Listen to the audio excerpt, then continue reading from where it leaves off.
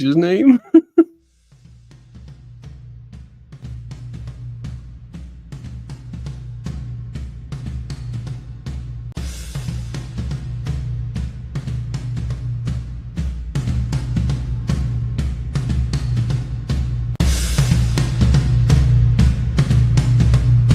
Dream Crusher!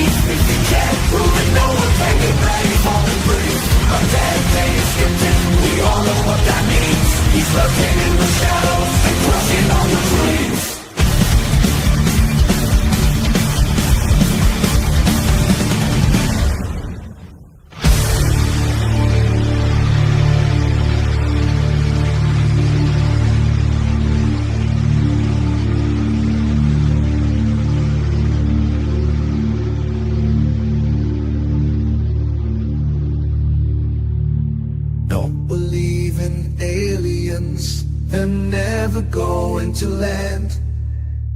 Don't believe in cryptids that leave footprints in the sand.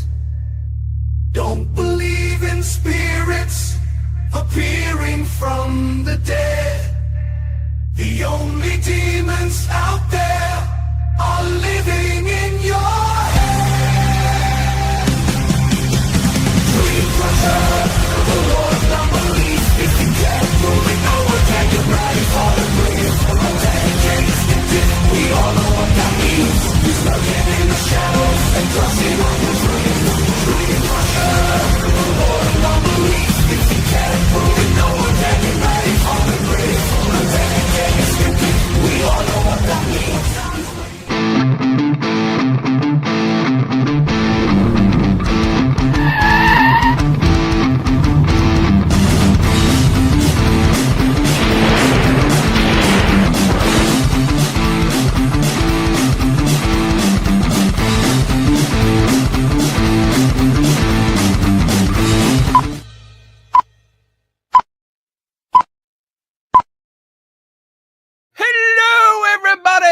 It's Friday night. Happy Friday. Donna's here. Oh, hello, everyone. Hello. Oh, it's so good to be back. It's date night, Cat Mac. Let's say hi to some people. We'll get the comments up there. Yeah, we're getting there. Let's see. I'm going to go backwards saying hi to people tonight because it's so much easier. We got Michael Burkeen is in the house. Wandering Wenchy. Kristen G. We got Cat Mac. It's date night. Wayne Dawson, I see you there. We got Pinky with the unicorn. We got Miss Kelly. Hello. Shauna. We got Kit Ford. We got Blast Rights, who just got what? You got a membership for 6 months. Hello. That's awesome. And I know. I saw Malachi too. Woohoo. That's awesome. Thanks, guys. Those are great. We got Mary Jane Gin Juice is in the house. I'm making sure I'm trying not to miss anyone. It jumps around. Jade Kitten's in the house. It does jump. Like I keep going up and it like jumps. Tim's here. Hey, Tim. Which Tim? Tim, obscure reference man.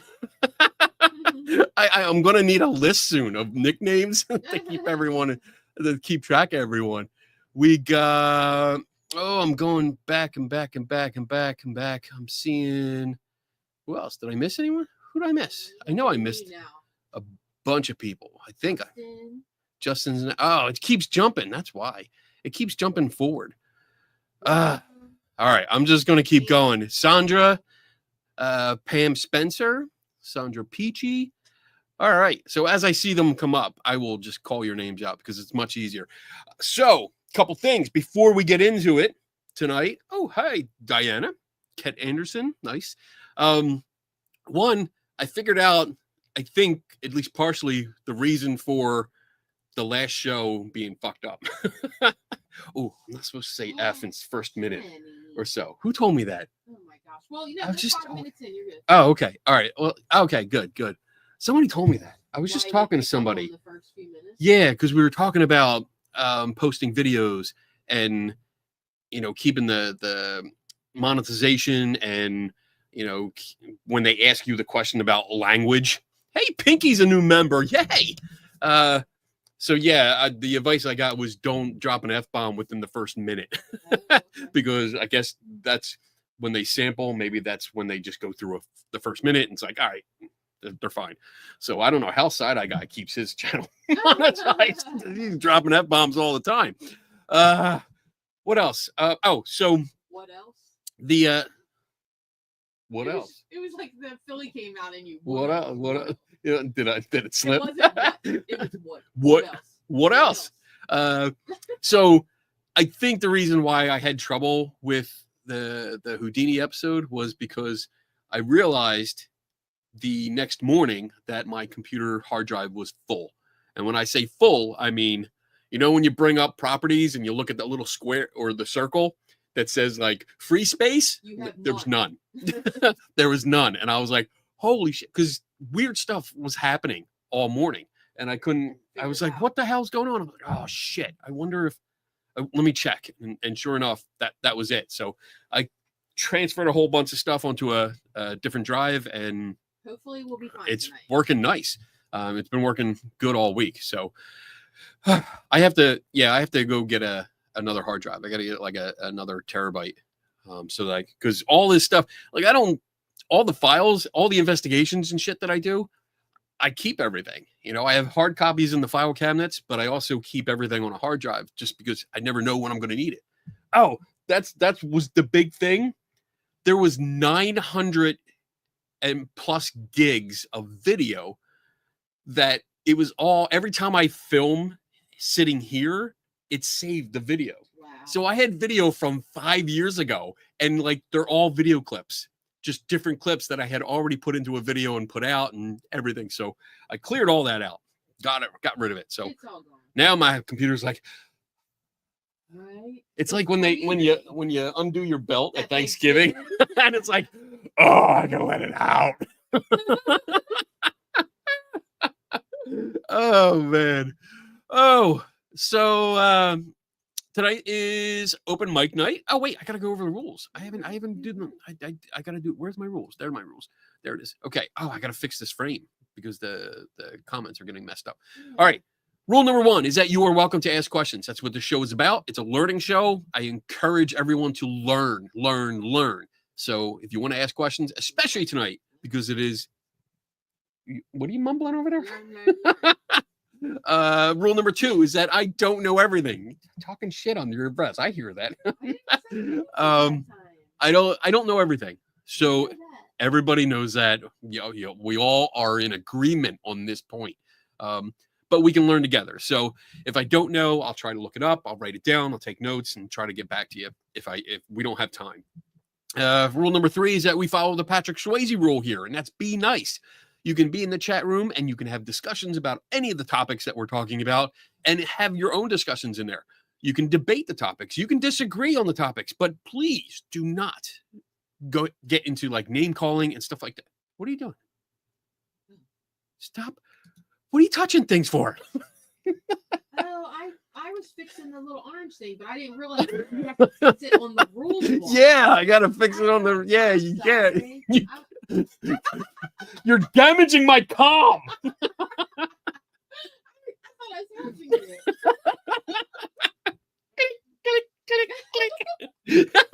What's this button do? I see that big red button in the corner. Don't touch it. Well, actually, if that one, I think Did you just. turn down his mic down again. They can't hear me. I did not. My mic is effed up. Your mic is not effed up. It is. It's been messed up for weeks. They said. Let me see this. Maybe I gotta. Why do can't we hear Donna? I don't know. Why can't we hear you? Can you hear me now? Maybe let me turn you up a little bit. There you go. Maybe I need to be higher. There you go. Now talk. Now your levels are way up. Are they higher than yours? Yeah. Okay. Not a competition. I didn't say it was. Guys, can you hear me better? All right. Let me know. Let us know in the comments. I will continue with my rules. Yeah, don't get into name calling and stuff like that, because if you do, Donna will boot you out of the chat room forever. And Yeah. we're You know how I am with technology. she will never find you again. No. You'll be gone forever, like lost in the deep, dark pit of hell, because we don't know where you are. Rule number 4 is that if you do have a question for tonight, please do us a favor and put a capital Q in front of it, and that way it helps Donna see it out of the rest of the conversation, and she can save it in the queue for later. Rule number 5 is my favorite. I have some special tea. Baba tea. Yeah, he's gonna have some for a little bit. Yeah, we stocked up. Oh, wait, we did. Because last week when we were off, we were in the state of New Jersey, which I still have trouble saying. Still hard to hear Donna. I'm Can still- you get louder? Well, that's the way it should be. That's the way it should be. I don't know why. Like, she is turned up, so Wait, everything. Are yours and my wires like messed up in the back? Like, are we No, changed? no. I mean, like switched. Switched. They got crossed. The gremlins come in here when we were not here. Yeah, No, yes. no, you're fine. Men are like buses, Donna. I get it, kid. I know. He's Easy there. pushing. Either I'm the bus driver. There's another piece. That's not what I'm talking about. I seen the street. I'm stepping on the gas. Boom, boom, boom, boom. Wow. You guys heard that, right? So And then I will stop and put it in reverse, because that's what you do, right? I'm changing my Take care of- beneficiary on Oh man. I wanted to touch on something before we get to some questions tonight. I gotta put the comments on. So I was watching before we came over here. We were watching a bunch of videos, and we saw Side Eye Guy's video. I watched Beardo's version of this, and then Side Eye did a video on the 20 YouTubers with Sam and Colby. Does he remember this being recorded? I know. Right? And then we were looking through other videos, and we came on to Fantastique Publishing, and she's put up like a 5-minute video talking about the Poltergeist house, which I found really interesting, because the filming location of the Poltergeist house, that one that Zach Baggins went to and, found a whole bunch of bullshit. Nothing. It's So just a cool place to visit. they, it's funny because when it first was announced and we saw the advertisements, I know I did a show with Tim and Dave on 3 Tortured Souls, and we were talking about it, and we predicted like this is going to be an Airbnb. We just know it. We know it. And sure enough, we saw on Fantastic Publishing that that's the case. And it's funny. She had up the images and stuff, and I'm going to share for a second here. I'm going to share what I have on my screen. Sure. There we go. So the iconic house from 1982's Poltergeist is now available on Airbnb for $800 plus A night. per night. But it does sleep 8 people. It does sleep 8 people. So it would be $100 each if you had 8 people.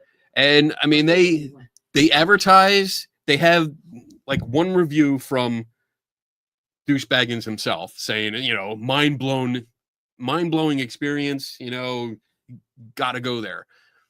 And then what we saw in the video from Fantastic Publishing was that when you click on, you find this on Airbnb and you go to the actual like rules and stuff. Yeah, Let me rules. see. Rules for the Where's my stuff here?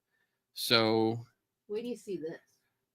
under the rules, the first thing she pointed out, and I want to give all credit to Fantastic Publishing because I'm getting this from her video. But oh wait, it didn't switch. Hold on a second. Let me fix that.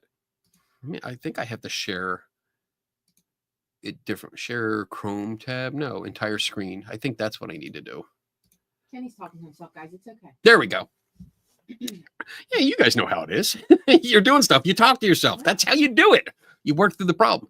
So here's one of the list of rules here. And right dead center, because I put it dead center, commercial photography not allowed. For commercial photography and filming on this property is not allowed. So that means there should be no YouTubers going in here. And no parties. No, oh yeah, no parties. I mean, and they have a pool. How but can they hey, have a pool hey, and no parties? it's child friendly, but not infant. And pet friendly. No parties, but yeah, it's funny that you can't take any pictures in the house. You're not, well, for commercial. I mean, you can take it for yourself, obviously, but you're not allowed to film for YouTube channel. But I mean, this actually goes into the other thing. The other part of the rules here is, wait, where did it go? Where'd it go? That's not where I want to go. Where? Oh my God. Pinky sent us a super sticker. This, oh, and I have notes on this one. I wrote notes. Under the other rules, hey, Pinky, thank you so much. New Zealand $1.49. Awesome. Ooh, I like that. Oh, it came up red too. That's neat. Oh, that's kind of cool. Why it came out red? Maybe because it's a super sticker. Maybe. So under the rest of these rules here, ghost hunters will be upset. You know, at least all the Ghost Adventures groupies will be upset because they cannot go ghost hunting. It says no ghost hunting or seances, no Ouija boards, rituals, or spiritual summoning. A cleansing fee will be applied. Seriously. And as you see on my notes, the first question that came to mind, like, how would you know? Yeah, that was good timing. How do you know? Like, and then Donna's like, well, they probably got cameras inside. Yeah. I'm like, wow. If that's the case, I saw nothing about that, so I want to make that clear. If that was the case, that'd be a problem. However, I did go through the rest of the site and was looking at like the rules, the rest of the rules, and something else. And I don't think it says it on here, but it says that like it does. Wait, pool hours? No. Okay.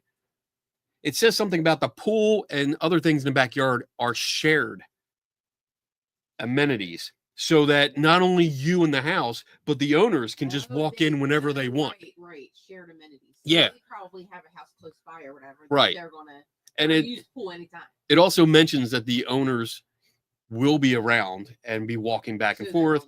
There's also like, it said something about an Airstream trailer too, which I think is them like teardrop chrome plated trailers maybe on the property, and it's supposed to be private. Probably the owners are staying right, in the trailer, so they're watching you, which is kind of creepy. Which is interesting because there's a part I didn't get this part. There's a part of this experience that says like light up mirrors and stuff, but then a night of feeling like you're watched. And now it all makes sense. Because they're watching you now. Like that's, let me see if I can bring that up. Because that was that made me feel creepy. Like that's, if that's the case. That is creepy. Let's see. Poltergeist house, bookings about. Cat Mac asked if they had cameras inside, wouldn't they have to disclose that? I think they would, but that might be something that they don't disclose until you get there. Contact us. Media inquiries. Oh, you can do for media or collaboration inquiries. Please contact the Poltergeist house. And I'm looking for. I forget where I went last time. I think it was bookings that I went. I'm going to bring this over so you guys can see what I'm doing. So it's not just me. Oh, all right. So from $600 a night, but the 8 people, 4 bedrooms, 2.5 baths. Let's see. Sleeping arrangements, amenities, central air. Okay, location, house rules. So there's the no commercial photography. Additional rules, no parties. Diving is not permitted. Pool hours. No swimming after 10. Like that's what's the deal? If you rent the house, like That just sucks. Well, because they have quiet time, they said too. It's Yeah, I from guess 10 to so. 6, so they don't, Um, if you're outside, they don't want parties at this house. It's Right. obvious. Shared spaces. Here we go. The backyard, pool, and spa are shared spaces. While guests have full access during their stay, the homeowner or maintenance staff may occasionally be present. We respect your privacy, though if you see a shadow out back, it's probably just us.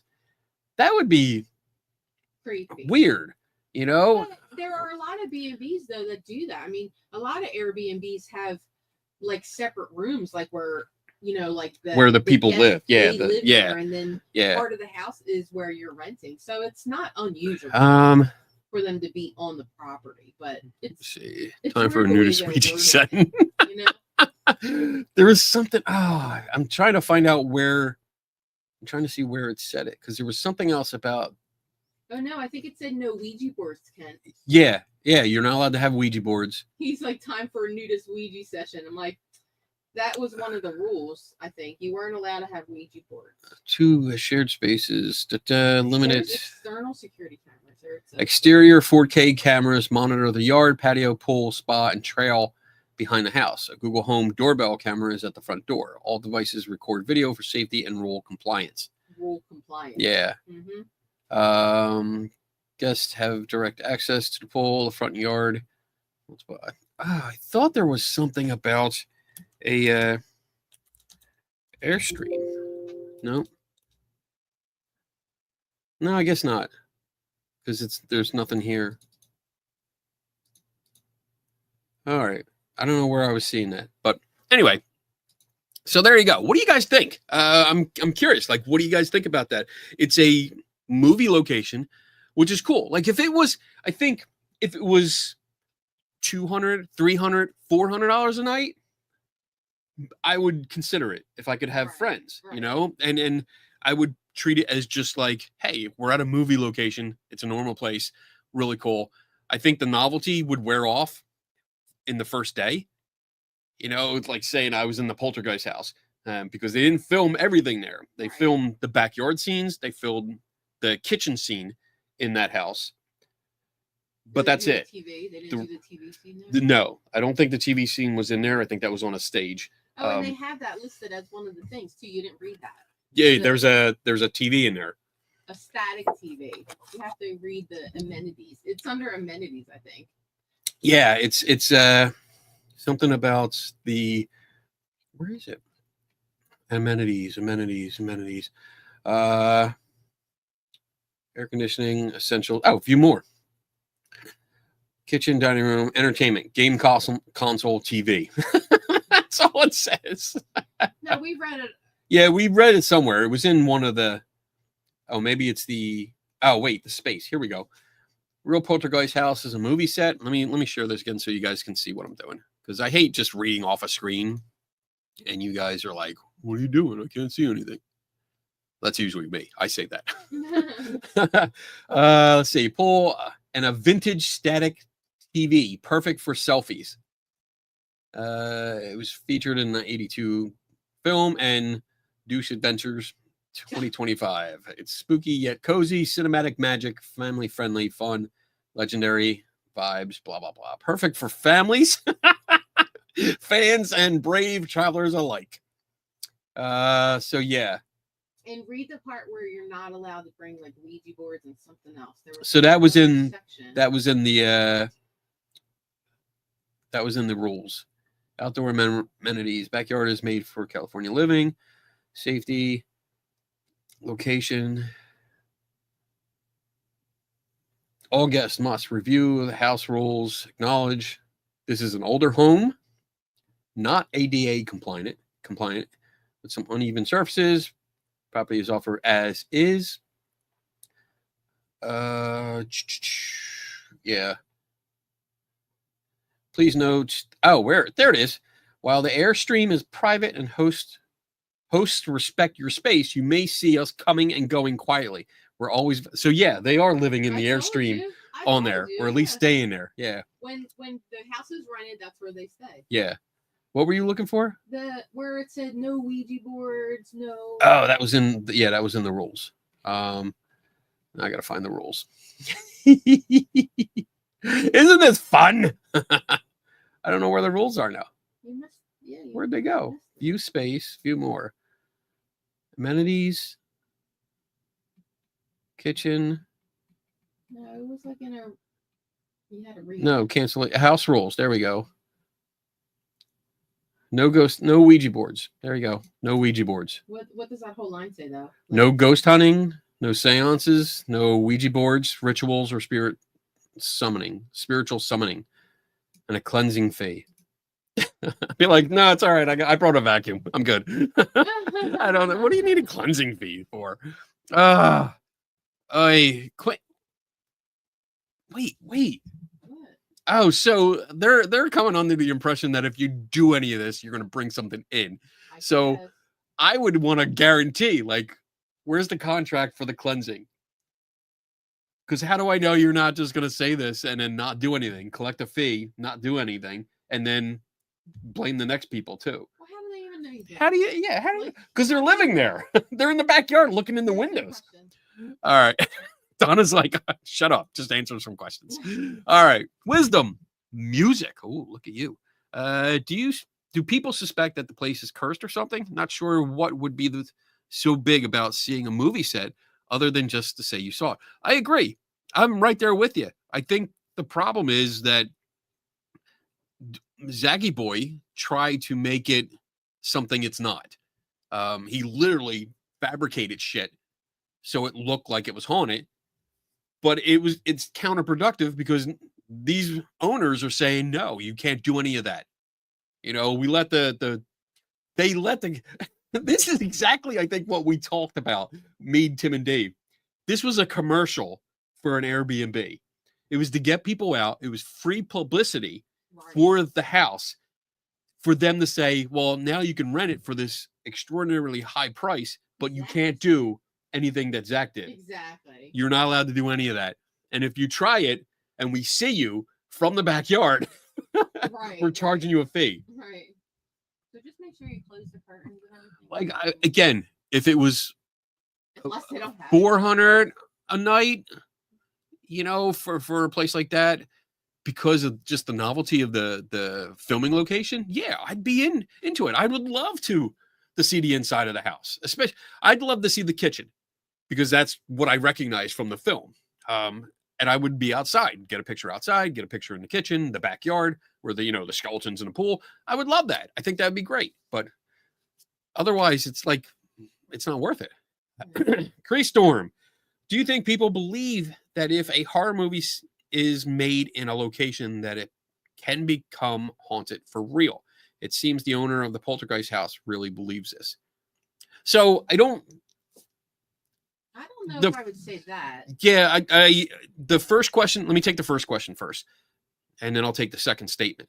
I do think there's people out there that will say that, because you have people that believe in things like thought forms, or like the experiment, the Philip experiment, which to me was a completely failed experiment. But you have people that believe if you believe something enough that it might manifest something.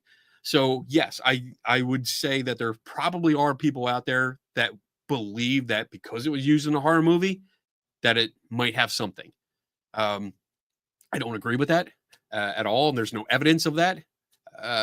But with your statement, it seems the owner of the Poltergeist houses really believes this. I don't see that, because I think it's more because if she did believe it was already haunted, then it would be advertised as such. But it's not. It's advertised as just an Airbnb. You're not allowed to do any ghost hunting, and if you do, you have to pay an undisclosed amount for a cleansing, which also doesn't work. Because that's like me saying, all right, I'm going to cleanse this office of fairies. Okay. Doesn't work because they don't exist. But yeah, so what? Oh, I know. I hit a sensitive subject with Donna. Fairies do exist. They do exist. They do exist. So yeah, I don't. I think, yeah, I think I answered your question. I think I did. Did you get the second part of it? Yeah, because I don't think that I don't think the owner believes that the place is haunted. I think she knows that this is a tourist trap. It's going to capture horror movie fans and ghost hunting people because they saw Zachy Boy in it, and they're going to be upset. I would love to see the feedback, like when they're told, "No, you can't ghost hunt." I would love to see the reaction if they even read the rules. And then I want to see the first YouTube video that goes in there and posts their footage and see how long that lasts. Tim Vickers, for $600 per night, they could be having get a hotel and leave the occupant alone. That's creepy. He's sleeping in the backyard. I know. And then charging $800, so they can.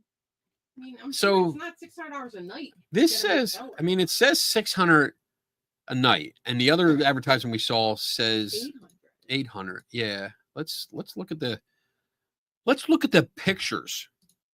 Why not? Let's look at that and see what we have to work with here.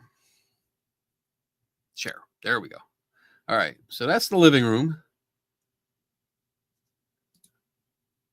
Front, the pool. That's beautiful. So this is what they were digging during the film, and then this is the back that we see in the film.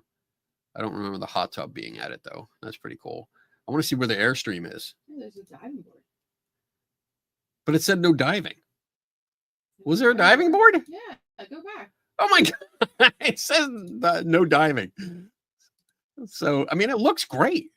That's a pretty look there. Pretty I like big. that. Yeah. Lots of outside.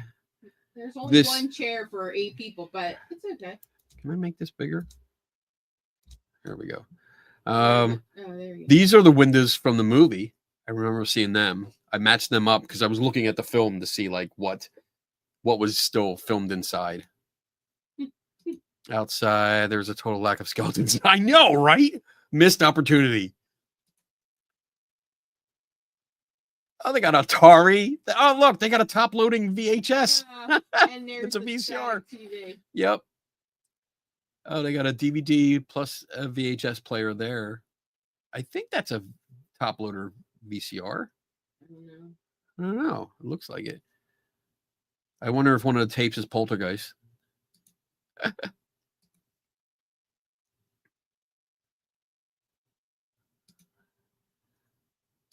All right, there's a lot of shots of that. So that's the original kitchen.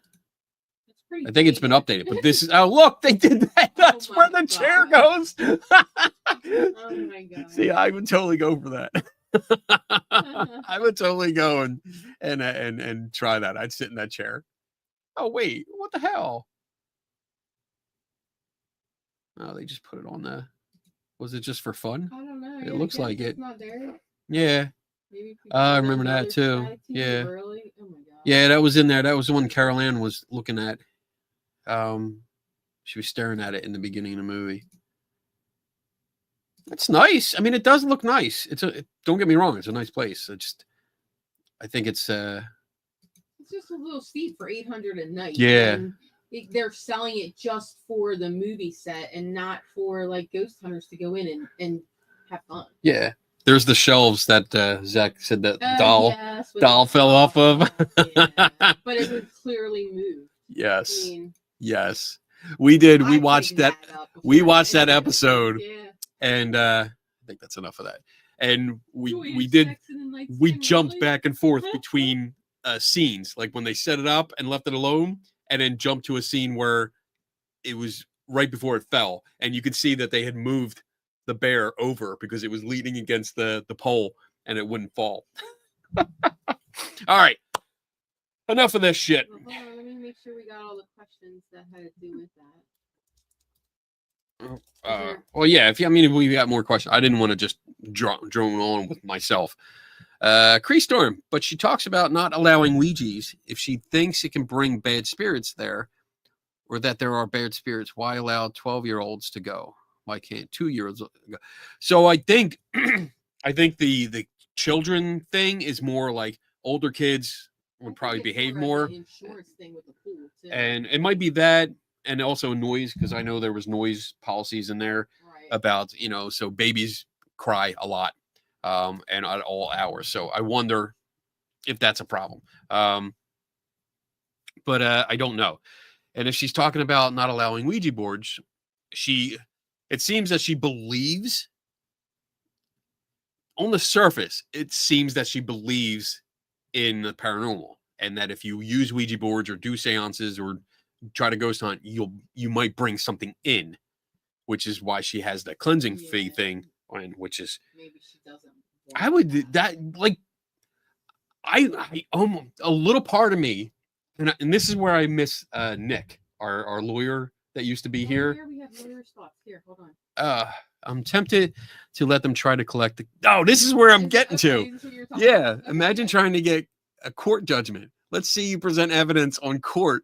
There is a ghost. Then present evidence that your cleansing actually works. Yeah, I know. Like I would love to do that.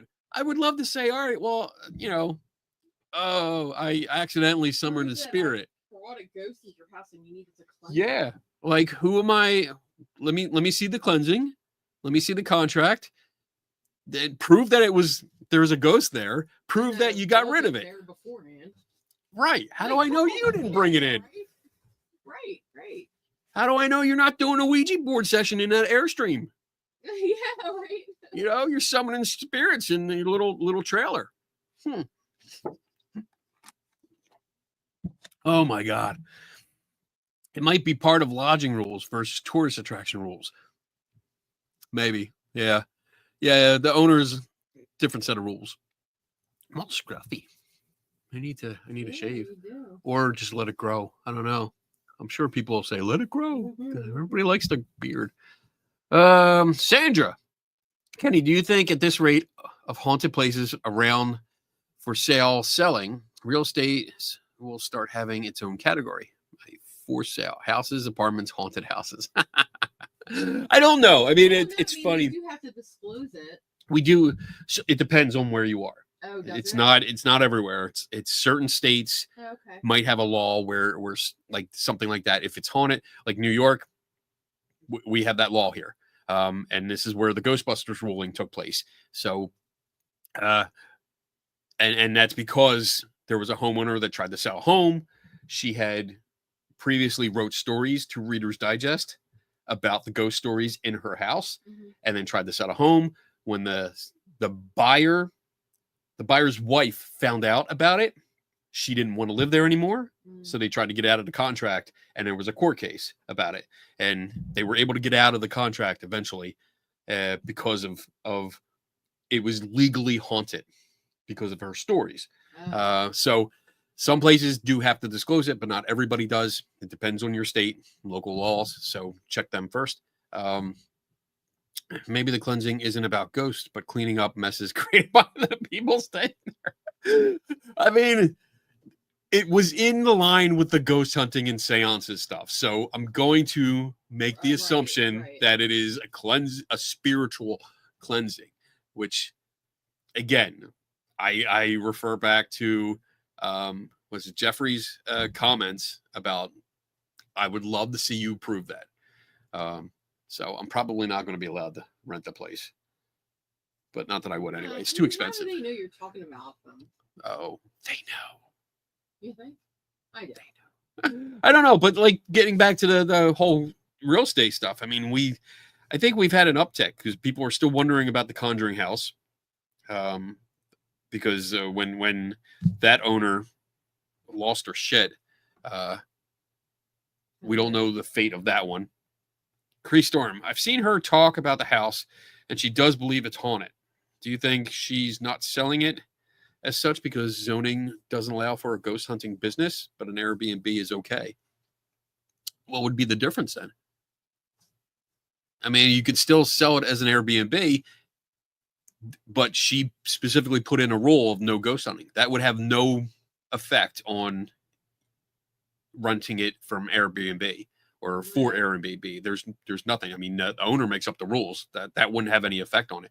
So, but if she thinks, I mean, I think she did say something during Zach's episode, thinking there is something there. And oh wait, because we did watch it. She was saying stuff like the the door locked by itself, or weird, it's just little stuff. But again, to me, and I might be biased, it seemed like it was staged. It was acting for the camera. That's how I perceived it. So I don't know if it's genuine or not, but I wouldn't know unless I sat down and spoke with her at length,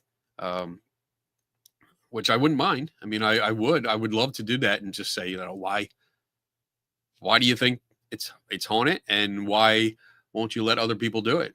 You could probably make more money, because if you're not allowed to ghost hunt, ghost hunters aren't going to bother with it.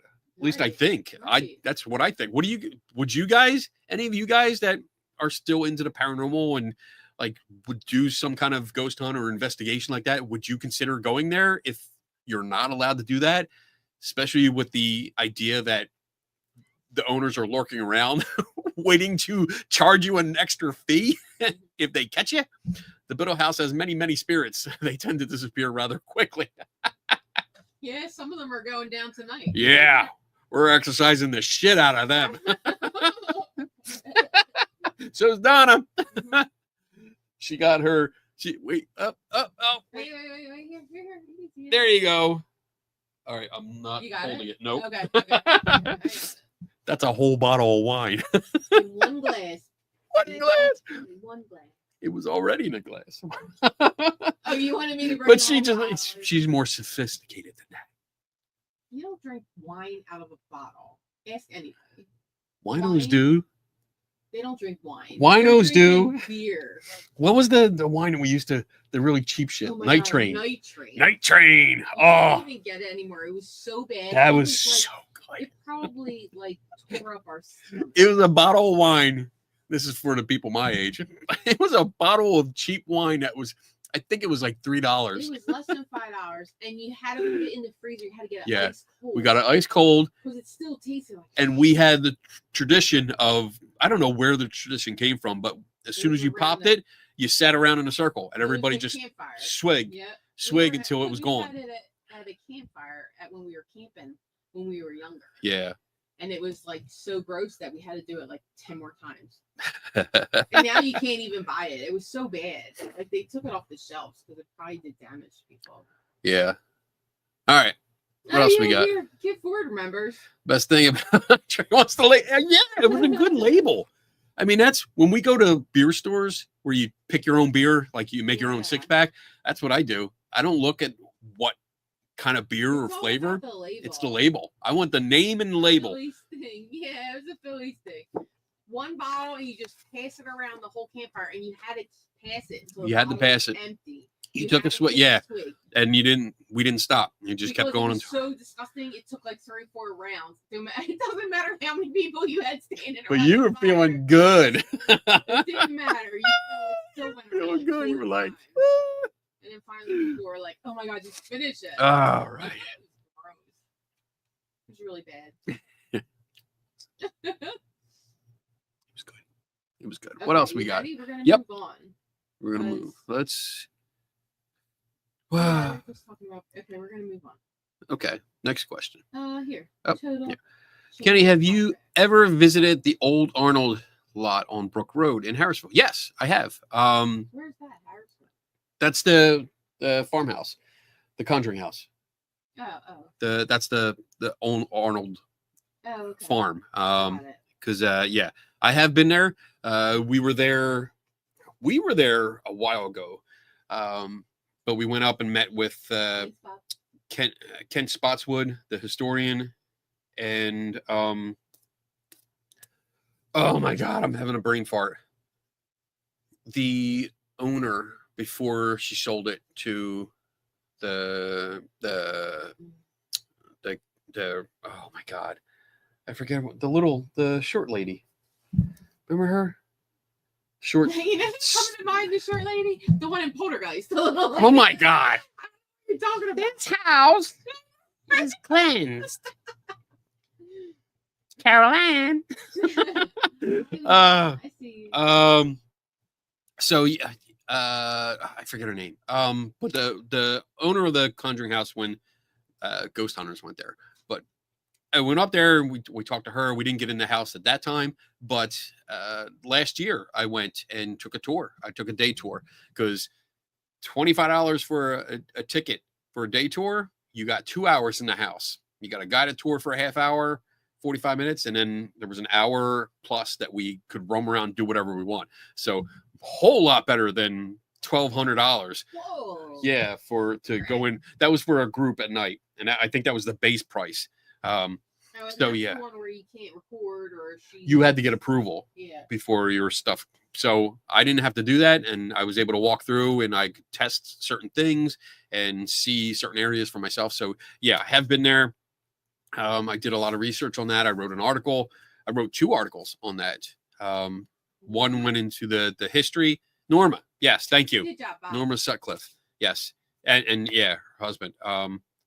So yeah, I wrote an article that went into the history, which pretty much demolished the entire foundation of why that place is allegedly haunted. And then the second article was because after my visit, they changed up their history, which is a big red flag when you like suddenly shift your history of why the place is haunted. But they got a lot of stuff wrong on that too. So I was able to correct the information. So yeah, it was interesting. I mean, we talked about it last night a little bit on Three Tortured Souls. The thing about that house is the second floor, the beams holding up the floor. So the floor itself, wood planks. So thin wood planks, that's it. No insulation, nothing like that. But the beams going across, holding them up, were not like we're used to like, what is it, like 4x6 or 4x8 beams. These were probably 1x2 or 3x2. They were so thin that the one room that I walked into, every step was like that. And I was like, whoa. Every step went up and down. We got a sticker. Oh, thanks, Piggy. That's awesome. Thank you so much. Yeah, that's twice, right? From her. Yeah. So yeah, I got really nervous, and the more people that came up the stairs, the more I decided that I wasn't going to stay because I was waiting. My fat ass was going to go right through that floor. There was no way. But I was able to test one of the claims because there's like an end table that's in that room, and people have put stuff on it and claim that it falls off. But yeah, you take one step and the whole that table goes like that. So anything on top just fell off. It's just it was silly to think that was a claim. All right. Yeah, what else we got? King in Yellow. What is your thoughts on spontaneous human combustion and what is actually happening? Oh, this is good. Did you ask this before? I wonder because I thought somebody did ask this. Asked this before about okay. So as far as the science is concerned, it's most likely the wick effect. So when you have people that when they pass away, when there's been cases of this, every case there has been a ignition source, and the combustion area has been localized. So it's not an entire house that is burned down because of this. It is a very localized area. And what is believed to happen is that the person either passes out or passes away. Maybe they have a heart attack, they die. Maybe they are drunk, they're alcohol, they pass out, or something else that causes them to lose consciousness. And they usually have a cigarette in their hand, or they're close enough to a fireplace or open flame where when they become unconscious, they fall into it. There is a famous photo or a photo of a body that was in a fireplace. There's another one of a guy in a chair that was a smoker, big time smoker. And what happens is when something starts catching on fire, like a sleeve or the clothing, it starts to burn, but it starts to melt the body fat. And these people that are usually the ones that are subjected to this are a little chubby. And that creates good body fat, and that's a good fuel source for What are you laughing at? I'm trying to be nice here. Comment, look. Laughing my ovaries apart. Oh my god.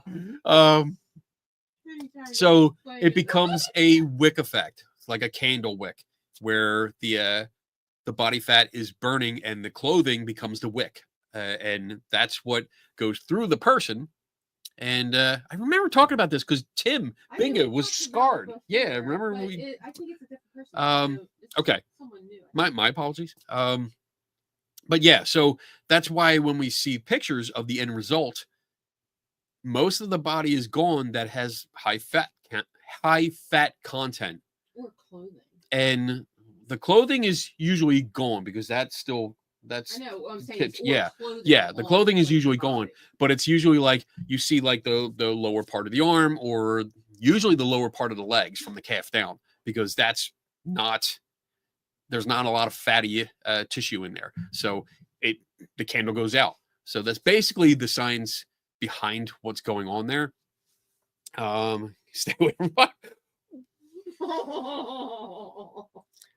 ban him. You're one to talk, you fat fuck. I can say that. Oh, that's not nice. I am a fellow fat fuck, so I'm allowed to say that. He's probably laughing his ass off. Whatever. Ghost Wiener, what's up, buddy? What was good? What is your holy grail of paranormal, haunted, etc. sites to visit? That's a good one. I would love to go. There's a few places. I'd like to go to the Winchester Mystery House, not because I think it's haunted, because I don't. I just want to see it because it's a cool tourist attraction, and I would like to go through it. And I would also like to get to see the Houdini newspaper, which you can learn more on Tuesday night at 7 p.m. when CFI channel on YouTube premieres for the first time a video that happens to be mine. And it's going to be about Zach Baggins and his Houdini museum, or Houdini seance at the Winchester House. The 19th? It is the 9th. Is it the 19th? I don't know. I didn't write that part down. Gosh. Wait, yeah, I did. August 19th, 7 p.m. Tuesday, Eastern time. 7 p.m. Eastern. Yeah. That was the next free night that I had that I couldn't sit here, but I'll be in the chat. So it's the first time that they are premiering any video. So I'm excited. I'm hoping everyone shows up. Yeah, it's a Houdini seance video, and we go through some Houdini stuff. And there's two guests that come on the video with me. So I'm excited about that. Thank you. Hey, Taryn. What's up, number 4? Yeah, congrats. You're is it okay to say kept woman now? Yeah. Okay. I'm just making I don't know what I'm allowed to say anymore. You're hitched. You're hitched, girl. All right. But yeah, so the Winchester Mystery House, the Raymond Hall, where the brown lady photo was taken. I would love to go there. The I forget exactly what it's called. It's like a UK naval school where the tulip staircase ghost picture was taken. I would love to visit that, just because I've known about these places for decades. Where else? Anywhere? No? I don't know. I think that's it for now. I'm sure. Yeah, I said that. Yeah. I'd like to. Yeah. All right. That was the first one I said. All right. What else we got? Kenny, would you stay in the Lizzie Borden house? I'm planning to do so. Yes. Yeah. Where is it? Is that far? We talked about this before. Lizzie Borden house, a bed and breakfast. Let's see. Rolling Hills Asylum. I've been there. Let's see. It is from my house. Don't look at the address. Oh shit. That's 7 hours. 7-hour drive out there, but I would do that. So if you're planning on going out there and you're looking for maybe the next time we go visit collaboration, visit some friends. We can yeah, maybe, yeah. But I would also, I mean, I wouldn't mind doing a collab if you're going out there, depending on like how the place is set up. I don't know if you can just rent the whole place, or if it's just one room. Because if it's if there's like a no ghost hunting rule, that's just so stupid. Oh, I think you can make so much more money, and it'd be such more of a draw. Anyway, all right, yeah. Let me know if you're planning on doing that, and if you are interested in maybe doing a collab. No promises, but if we can work it out, that'd be great. The Queen's House in Greenwich. Thank you, Chris 52. That's where I want to go. Because I've done it. I want to recreate the video or the photograph. And I mean, I have done it, but I want to do it at that location. Like that would just magnifico. That would be perfect to be able to do that.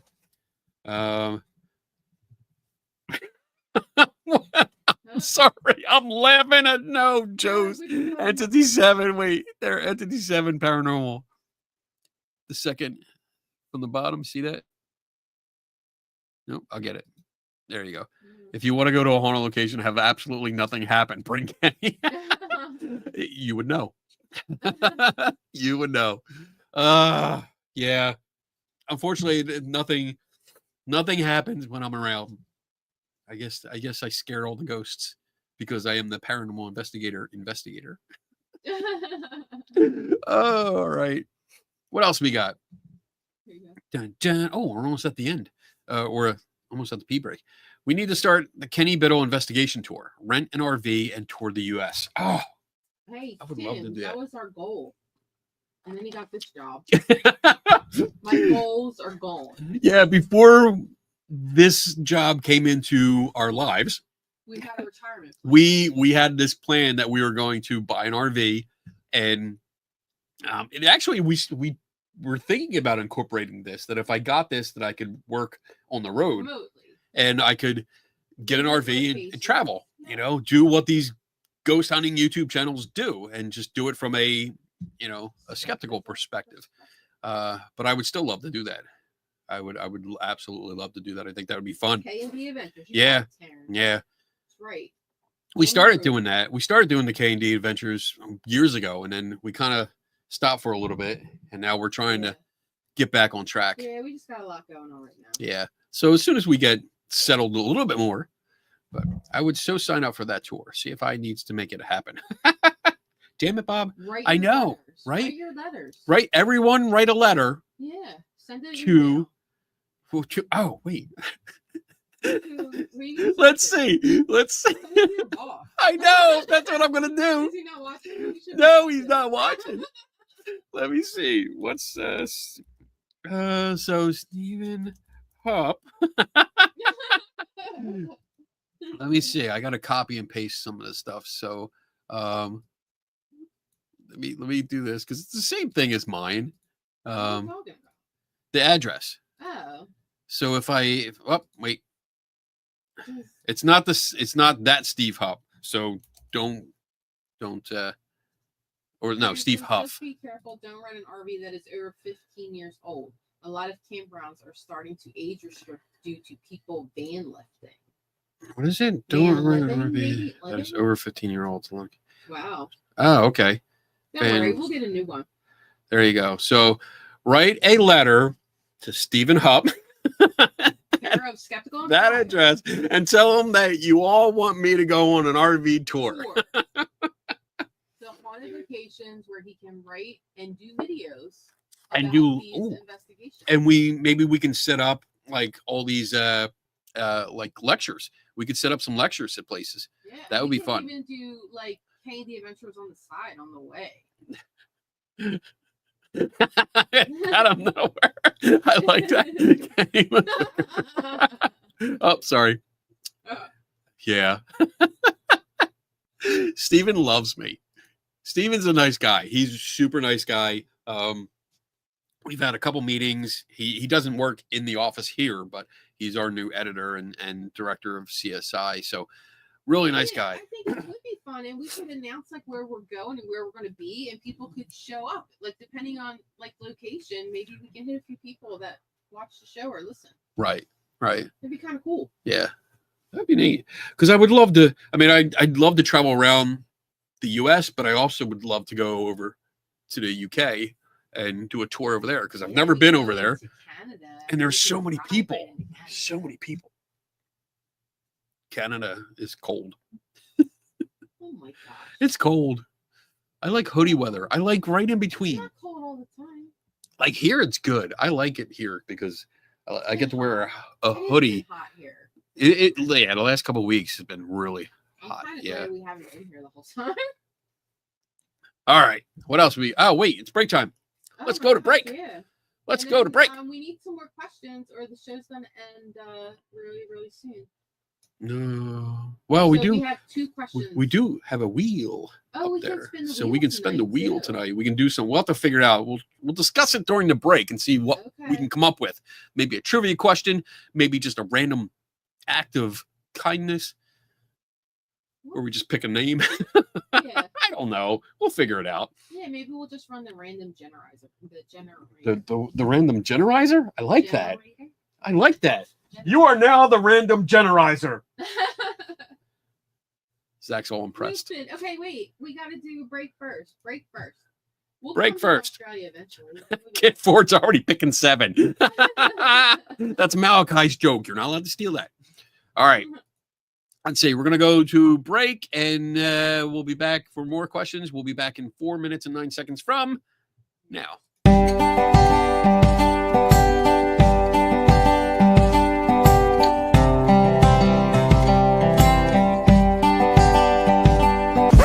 And now for something completely different. Welcome, my fellow skeptics. Welcome, one and all. I am the chief investigator. Oh, come along, old chap. We will have a ball.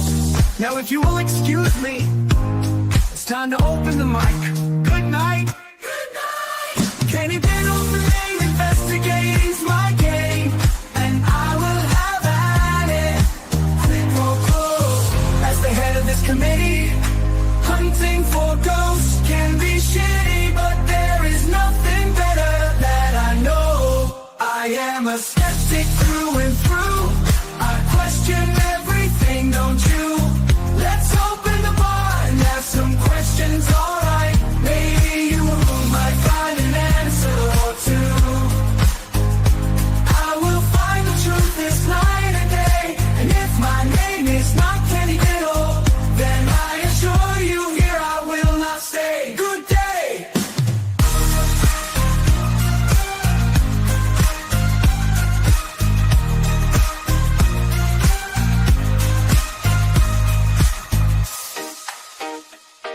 Kenny Biddle's the name, ghost hunting's the game. I won't let anything get in my way. Too many fakers out there, too many chefs, too many toe tappers, none of it makes any sense.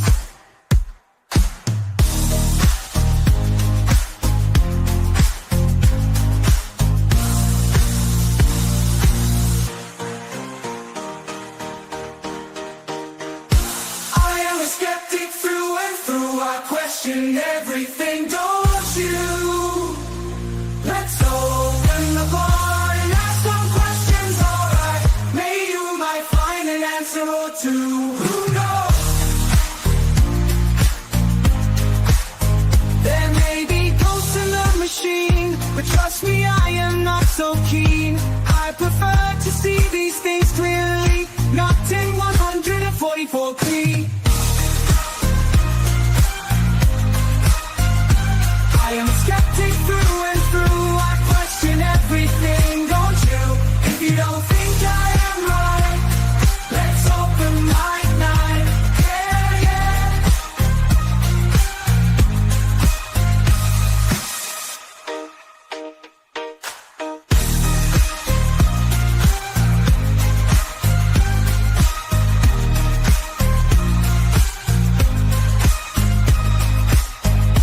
I am a skeptic through and through. I question everything, don't you?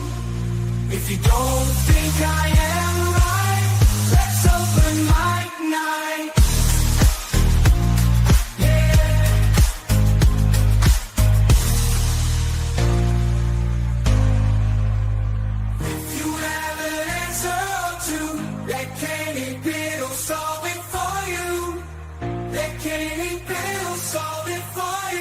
The one and only Kenny Biddle.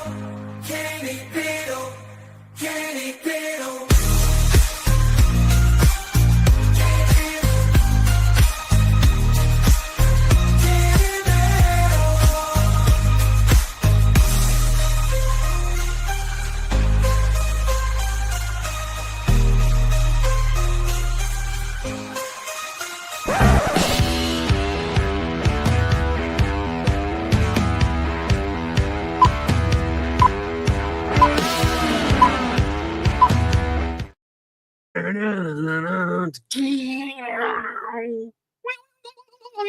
Can he play in the 90s drum? All right. Okay. I know, it's pretty good, right? I thought it You was think good. I do. I am my own worst critic, so if I say it's good, shit. so? Some good All stuff. right, we're going to do a question, and then we're going to spin the wheel. So get ready. If you're not near your computer, you need Yeah, you need to be. to after this question. After. I'm going to Here put we this go. up a little bit so you can see the whole. There's Zach. There we go. Oh, we couldn't see him. Hi, Zach. Sorry. You goofy face. King in Yellow. What is your thoughts on the Manhattan abduction case that happened in 1989?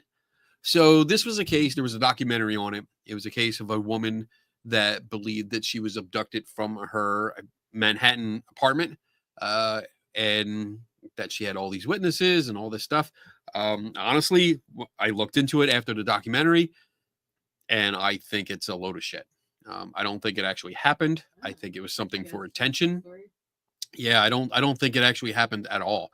I know that all the witnesses could not verify what was going on, or that actually they were not all identified. There were 20 plus witnesses, and they've never been verified to be the actual witnesses. There was something about her having she had an X-ray of something, an object in her nose. And then when they went to a specialist, it was gone, but they did find cartilage. No, not cartilage. Scar tissue around it, as if something had been removed earlier and it was healing. So it looked like something might have been in there, but not like she was trying to say it was something alien, you know, like an alien tracker or something like that.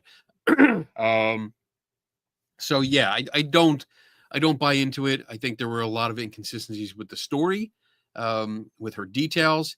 I didn't like her behavior during the interviews. I didn't like her behavior or how she presented herself, because it just seemed fake. I couldn't look at her and hear her testimony and take it seriously. And that's just a bad sign to me. So yeah, I mean, it was interesting for like 10 minutes when I was looking into it, but honestly, it fell short of being anything credible. So, but good question. Good question. All right, so we're gonna spin the wheel. Oh, You guys ready? okay. All right. So what we're gonna do? I gotta open it up here. All right. I gotta so open up the. The plan is not to get on Zach Baggins. Okay, that's you don't want to get Right. Zach. You don't want to be zacked. Zoinked. You don't want to get the bagging. So we're gonna do Hashtag RV Tour. tour. RV Tour. TOUR. Hashtag RV Space tour. No, tour. no space. No space. RV One word. Tour, one word. So I'm gonna put it in there. I'm not gonna do the hashtag. Just put it in the chat. There you Good, go. guys. RV Good, tour. guys. There you go. Now, you're gonna It's win. collecting. You're gonna win. No, if I win, I'll just put it in. I'll redo it. Okay. And we'll see who comes up. And I don't even know. Well, yeah, it doesn't matter, because that picks who wins. That picks what you get. I love this. I don't have to do shit. I love being lazy. Not really, because that's how I got this. Oh my goodness. Everybody's in there. Even the people lurking are coming out. That's why I wanted to give Yeah, come out of your lurking corners, coming out of the shadows. Get your RV. Speak tour. up. R&B. I see you. Oh, cat back. Cat bat. Megan's kind of day. That sucks. Oh, Put it in 2 times. put it RV in. tour. Maybe you'll win. Yeah, no, it doesn't work. I don't think it works that way. It doesn't work that way. It only collects each person. When a house investigation is that being discovered, demons. That gives me an idea. Oh no. Well, no, you know what? Because no. he does the house calls episodes. Maybe I can convince him. You have to do it. Do what? We have to figure out a way to submit an application to house calls. His episodes of house calls where he sends his minions People out to the house and have them come out to my house. Oh, That would be so awesome. nah, that wouldn't. Oh, all right.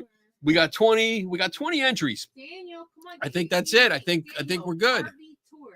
You want to spin the wheel, Daniel? Hey, RV Michael tour. Smorto, what's up, buddy? Whoever's Um, new. Yeah, RV tour. You want to spin the wheel? All right. Get I'm in. getting ready. getting ready. I'm going to Wait, share it. You have to wait till Daniel gets in. I just told him. Daniel who? Daniel Reed. Fuck him. Sorry, please. You have to find a place to park. That's funny. Wait for Daniel. We're waiting. Come on, Daniel. Type fast. Come on, Daniel. How hard it is? And what the? Pick a fucking spot. RV Tour. TOUR. Wayne Dawson, same thing. It's right there. Okay, It's RV on screen. tour. Right over there. Wayne, you have to put a hashtag. He's not doing it. He's not. No, where's Daniel? I don't know. Daniel, where are you? Nope, he's out. 23. There he is. Wayne There he got is. it. All right. Wait, where? Okay, got you. It's You're there. archiving. Here we go. Okay, here You we go. ready? guys? You ready? No Go. more. No more. Let's see who's gonna win. Who gets to spin? Ooh. Oh, R&B. Woohoo! me. All right. So R&B. I'm going to change the banner here. You get to spin the wheel. Well, Donna just shut up. I think Okay, Donna's I'm going to, spin she's going to spin the wheel. You're going to see Donna. just for a second. All right. Let me stop sharing here. All right, you ready? All right. We're gonna spin. There you go. No Zach. No Zach. No Zach. No Zacky, no Zacky, no Zacky, no Zacky, no If Zacky. he lands on Zach, we'll have to spin again. Oh, we're That's getting, not we're going getting good. close. We're getting close. No, We're getting no, close. Oh. Oh, wait. Oh, easy on the go. No. Autograph. Autograph photo.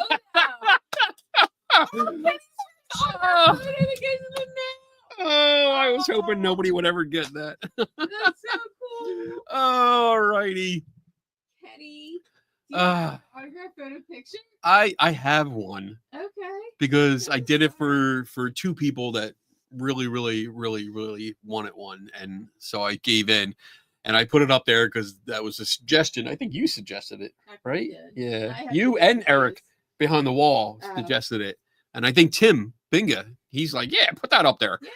Hit that like button. All right, so R&B, when you get a chance, send me a email to that address going down here with your mailing address, and I will That hurts. I will send you. What hurts? Oh, don't take it personally. If it's because I said I hope I was never going to do that. I just feel weird. I always feel weird about the autographed thing. Like if I had a book, At It's least different. Not a flamingo picture. It could be, Tim. it could be. I got flamingos. I could always shoot another one. Riding a pink flamingo. Radio Reed says you were weird. Yeah, I know, but he would know. I'm Let's see. excited. I can't wait to see Kenny sign a picture. Autographed photo. All right. So The prize was an autographed photo of Kenny. yeah. So One day you'll have a book. I mean, if you don't want it, you can let me One know. day he'll get it out. One day you'll have. So I do have a book. There is a book out there, and it's on Amazon, but it's about ghost stories. So I collected ghost stories in the Lehigh Valley of Pennsylvania. So there is a book out there by me. Right. I just need to get on my get off my ass and Yeah, he really finish the needs other to one work on the other so one. that I can do it. So the book that I do have is called Haunted Lehigh Valley, and I did that years ago Yeah, when probably we were 20 years ago. yeah, we now. were It's still been a like while. ghost hunters, kind of more It was a- getting a little skeptical, but Yeah. because the back of the book there's a section that says like it's like explaining photos and stuff. So it was definitely when I was becoming more skeptical of things. But I collected ghost stories. It wasn't me. I wasn't investigating these places. I was just What was it visiting. called? Haunted Lehigh Valley. Oh, Haunted Lehigh. Haunted Lehigh Valley. That's it. So but yeah. Can we trade it? Jade Kitten. Damn it. No, that's good. Hey, it's on Amazon. It is. I didn't know that. Yeah, yeah. The How'd publisher you has get it on there. Amazon. 14.24. I just don't advertise it because it's just like There's only 3 left. it's in ghost stock. stories, so I don't. It's They like always it always says that. There's more on the way. Yeah, yeah. That's if 3 people order it, then they'll Right. get more. All right. So with that, I'm gonna take the banner off, and then let's see. Wine Dawson, what do you mean getting a little skeptical? You mean you were a believer at one time? Oh, yeah. Yes, I was. Definitely. We started off in the late 90s. Yeah, so we got married in 97, Correct. and as a gift to ourselves, we bought a computer for a PC that was internet ready. Yes. All right, Mail. that should. Oh my god. Yeah, adding on internet ready should tell you how old that is. So it was, yeah, it was. Ding, ding, ding, ding. And then freaking out when someone wanted to pick up the phone to call someone. You're no, I'm online. But so yeah, we got a computer and I started looking up paranormal stuff and joined a ghost hunting group in the area, and we were ghost hunters. And I went around and I did hold a lot of beliefs of ghosts were real and that we were going to find one and that we were finding on them and we were experiencing them and this and that. And then we had I had my Gettysburg experience, and that really changed it. I mean, I was trying to figure out things before that, but that was the turning point that really put me on the path of I need to learn more. I need to know what I'm doing here. And the more I learned, the more I realized I don't believe in this stuff anymore. And turn to the here we go. dark side. We're here now. I'm going to put this down because it looks weird. Actually, I want it just a little bit up so you see the never stop learning. So you don't see that. There you go. That's easy. There you go. His face just popping out there like, Switch his head. scratch your head. Scratch your head. Scratch your head. Oh, man. Here's a question for you. Kenny, have any paranormal cases been successful in court? So, Good question. I know the Ghostbusters ruling was successful, but it's not in the way that you might be asking. So, but you just say paranormal cases. So basically the Ghostbusters ruling was a court case. I started to explain it here. A seller was selling their home. They had previously written about the ghost stories in their home that they had heard from other people. I have the copy of Reader's Digest where these stories appear. So I have it out in the cases here. So when the buyer was going to settle it, the buyer's wife found out. So, that's one too. That's one. Yeah. So yeah, that was so the Ghostbusters ruling was a case where a buyer got out of a contract because the house was declared legally haunted because of the reputation, not because it was actually haunted by ghosts. It had a reputation.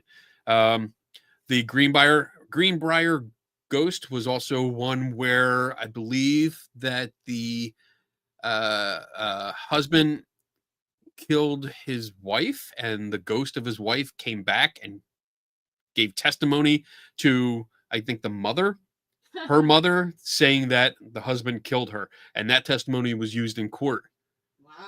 Wow. I believe. Yeah. Trout shoe. Okay. What else? I know that there was a New Jersey case where there was an apartment. There were renters in the apartment, and they were trying to get out of the lease because they claimed that the place was haunted. I know it was on the news, and they were suing to get out of the lease, but I don't believe they succeeded. Yeah, I don't think they succeeded at that. So yeah, ghosts in court. Yeah, there's been a couple. I mean, and not real. So I know the New Jersey. Let me look that up. Let me see. New Jersey apartment renters sue over being haunted. This happened several years ago. So let's see. 2012 reports from 2012. A long time ago. Indicate that a couple in Toms River, New Jersey, sued their landlord, Richard Lopez, after experiencing what they claimed was paranormal activity. Legal action. Let's see. The tenants sued to recover their security deposit, alleging the paranormal activity forced them out of the house shortly after moving in. Lopez's lawyer suggested that Callan, a single mother, might have been overwhelmed and unable to afford the monthly payments, fabricating the haunting story to escape the lease. The landlord dismissed the claims, believing the couple fabricated the story. He filed a countersuit against them for breaching the lease agreement. Important note: New Jersey law regarding paranormal activity disclosure in real estate transactions states that sellers, and by extension landlords in some interpretations, are only required to disclose such activity if directly asked by a buyer or renter. Well, there you go. In this case, it's unclear if the tenants specifically asked about the hauntings before signing the lease. So what happened? So wait, so you when you're looking for a place to rent, you actually have to ask, is this place haunted? So yeah, Wow. like I said, it depends on the state. Yeah. Some states you have to disclose it as part of just normal the normal transaction, normal contract. Others you have to directly ask. If you don't ask, they don't have to tell. So I'm looking to see if the rental property. What would happen if you don't disclose your property is haunted? So I guess you would lose. So if you had, it depends on the law. If you knew or not. Like, how do you know? And this is something I think it's the reputation, not that it actually is haunted. It's the reputation. So if people have said things in the past, if renters have come to you and said, I think this place is haunted, or if somebody has Zach Baggins out to their house and it's on TV, then you have to disclose that and let them know. So I'm trying to see if there was any ruling on this. You don't see anything? I am. Let's see. ABC News interview and following notes clearly show why there is a problem when the landlord knows that they are renting out the apartment or house. Oh, this goes into something else. So it's not clear. I'm gonna have to look at this because now I'm curious. I might write something up. Yeah, I might. That'd be a good article. Right up. Like this is a good article topic, just to paranormal court cases. And who was that? Who asked that question? Because I want to give credit. I like giving credit. Who asked that question? I'm sorry. I don't remember who asked that. That's all right. I'll find it. La, la, la, la.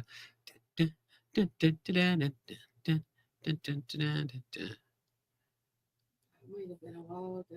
I think that was yellow. But yeah, this is so yeah, I think it really depends on where you are, and if you're supposed to and you didn't, then you probably would lose the case pretty quick, because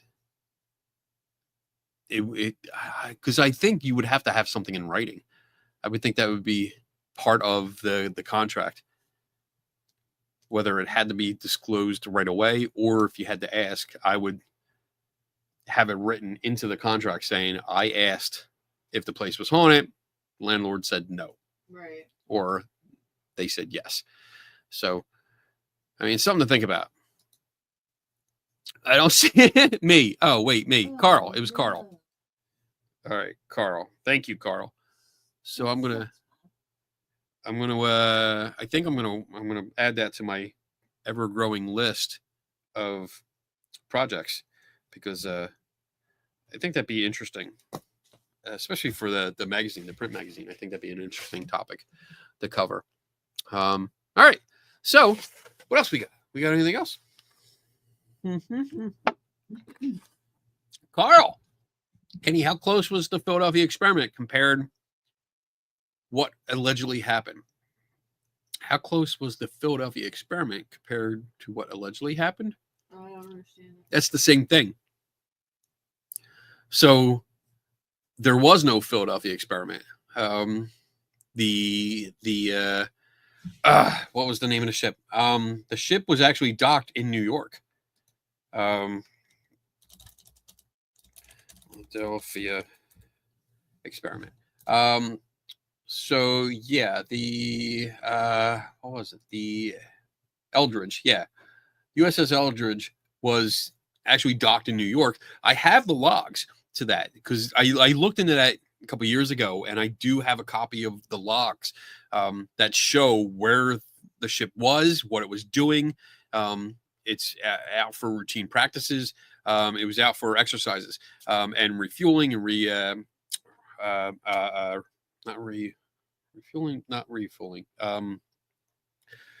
inventory. I don't know what the word is. Like getting more provisions on. Restocking. That's what I meant. And then maintenance and stuff like that. So I have all the logs to it. It was definitely not Eldridge. Yeah. So there was no experiment. The book where it came from. So there was a book that was mailed to a naval office, and it was annotated, and the comments appeared to be from 3 different people because it was in allegedly 3 different handwriting and colored pens and this and that, and it appeared to be scientists discussing different points. And the Philadelphia experiment only shows up in like 1 paragraph. It's a very short paragraph, but it's ridiculous when you actually see the book and the mention of it and how small this mention is. It's more mind-blowing than the story itself. Like, how could something blow up from this little line? But then again, we have Rogue One, which is probably one of the best Star Wars movies to come out, came from 1 line of Star Wars. So yeah, there's no closeness in comparison because it just didn't happen. Yeah, that's it. There's really nothing else. I mean, none of the witnesses actually exist. The guy that did it was shown to be a different name and had issues, a lot of issues. So yeah, it's an interesting case. I mean, just to dig into that, the experiment alone. I mean, the movies are like, but the story it's kind of interesting, but it's not. There's no truth to it at all. Why the hell is there a box of Ritz crackers with a dialogue balloon beside it on your shelf? So that's a story. And it says Rip Wilson on it. Yeah. There's a whole story behind the text box. That's you can't see it because it's blown out. That says "well, actually" on it, and that is from Ben Radford because Ben Radford, my editor, loves to say "well, actually," and he gives you like an explanation of something, and that was off of his when he had a birthday party in Vegas, which I attended, and he had a piñata that was the shape of his head because his head is huge. It's like he looks like a caricature in real life, but it was a big piñata of head, and that was stuck on it. And when people started hitting it, I stole that. So, but this is because there was a gentleman on TikTok that had a what was his name? Manchester 666, that was doing a whole bunch of videos where he claimed that a ghost named Winston was doing all this stuff around his apartment or flat, as they call it. And he was putting out video after video after video, and he was making a decent amount of money off these videos because he was getting hundreds of thousands of views. And I started just recreating them. And it got to a point where every day I would get up in the morning, I would see his new video and it'd say, I could do that. And I would spend a couple hours in the morning and I recreate it and post not only the recreation, but how I did it and how I think he did it. So it got to a point where he was so mad. He was calling me out all the time and trying to say like, oh, try this. Oh, you can't do that. Or you did this. And I would repeat and every trick he was doing. And at one point there's a video and you can actually see it in the opening, the intro that I do for the show. If you look in one of the videos that are playing, I think like over here, that you see this box and it's on a table and he had it so where it was on a table and he's pointing and it goes like that and it flies off the table and I do the same thing and I show you how to do it. And then when you go around the table and pick it up, there's no lines attached to it and stuff. So it was a fun trick. So I bought this for one of the videos. Yeah, Kenny needed to have the exact same box. And I'm like, you got to be kidding me. I'm like, you can't use a regular box of crackers. He's like, no. And I think I paid $8 for this shit. I know. I mean, the crackers were good. They were yummy. I told him he has to at least eat them. But I was like, you see me in the video, like I pick them off the shelf, I put them up to the counter, I beep. I'm like, $8. What the fuck? Damn. But that's the story of that. I mean, and I keep it as it's a prop. It's a artifact from an investigation that I did, and it was fun. It was a lot of fun. Plus, I have it here in case I need to do another trick. Yeah, like, I mean, well, it was fun because he kept saying that he was coming over to the States, that he had this video or movie deal or some kind of TV show deal where they were going to bring him over to the States and interview him and feature him on a TV show. The TV show happened to be, what is that? Ghosts Caught on Camera. Oh my God. Which is like your cheesiest bullshit show ever. And lazy show. But yeah, he kept saying he was coming over here and that he was going to come here and show me that he could, that this ghost was real and all this stuff. He was going to come to the center and show me himself. And I responded by giving him the address and directions from the airport and everything, saying, here you go. Please, come at me, bro. Like, let's go. I will open the door. You can come in, show me. So that never happened. I don't know why, but I mean, yeah, he was so mad. I sent him the address and I screenshot directions and then I copied all the directions from the airport to the center. I was like, here you go. This is all you need. I will pick you up at the airport and I will bring you here. Not a problem. And I think it'll be fun. But yeah, he never showed up. He never took it off. He did get mad because he went on vacation for a couple of his videos, and he did something where it was specific to his room that he rented, and he made a comment like, oh, you'll never figure it out because you don't know where I am. And the next day I posted a video showing exactly where he was. I found his room. I found the apartment. He was so mad because he's like, you're telling everyone where I am. You challenged me. I did it. Oh, what the problem is. Pansy. All right. Thanks, Bob. Thanks, Bob. Phillies are on. They won. They won. Hopefully the rain's not hurt too bad. Actually, I don't know if I showed this off yet because I have something especially for Bob. Oh, damn it, Bob. Oh, Bob, you got your own sign. You got your own sign. Like, I can just be like, boom. Damn it, Bob. Wow. I got to add you to that, and then I add the chat box. Tiara. We need our sign. Tiara. Yeah, I know. If Melanie Trusa King, the thief, hadn't stolen it, I just got to make another one. That's all. Apparently, she stole something else out of here. There's another question. I don't know. Oh, Carl, Kenny, has anyone done the flashlight trick while on an investigation with you? Yes. Sadly, yes.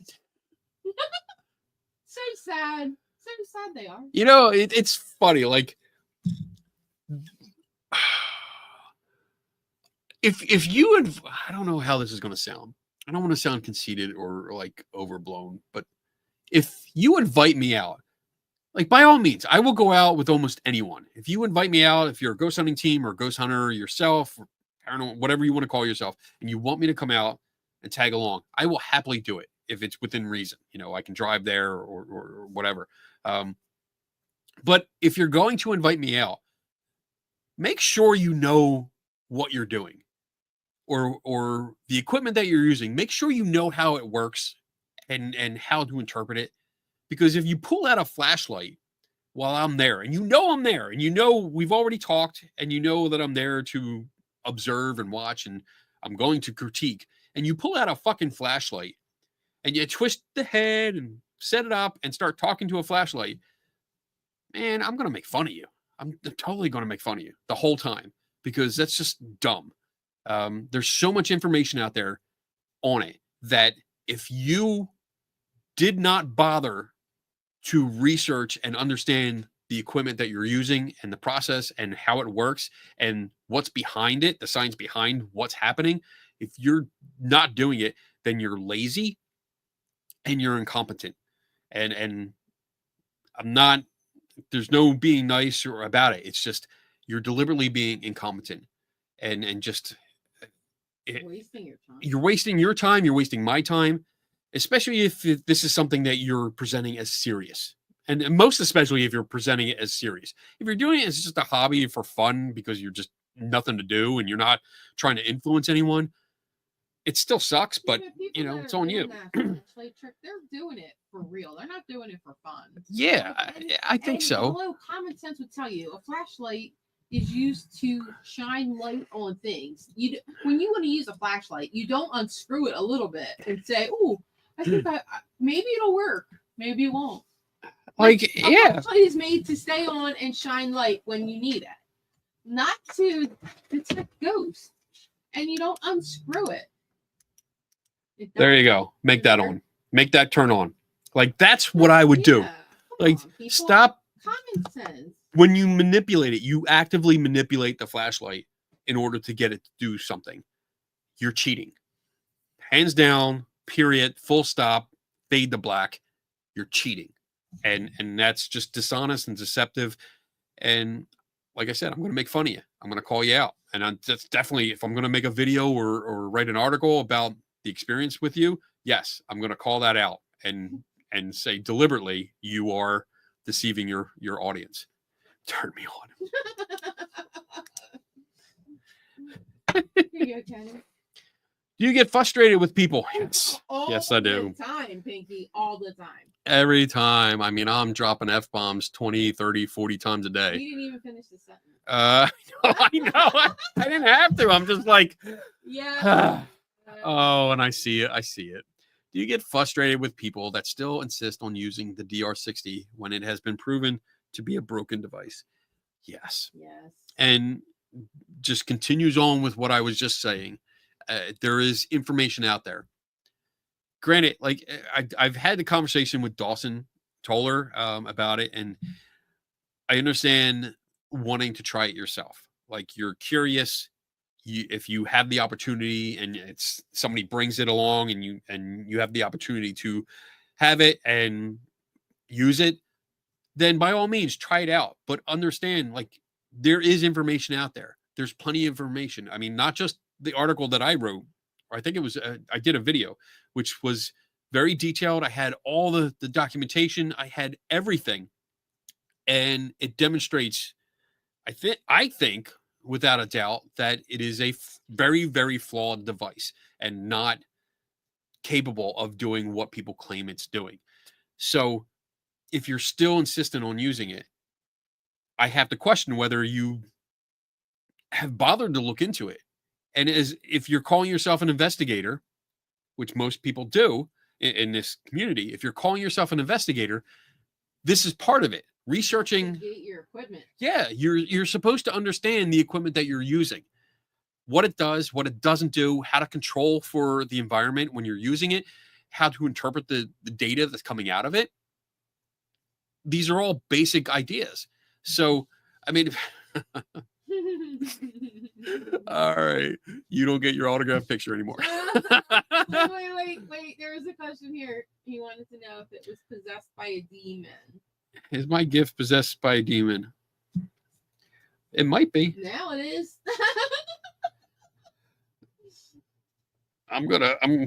You're gonna get a good envelope.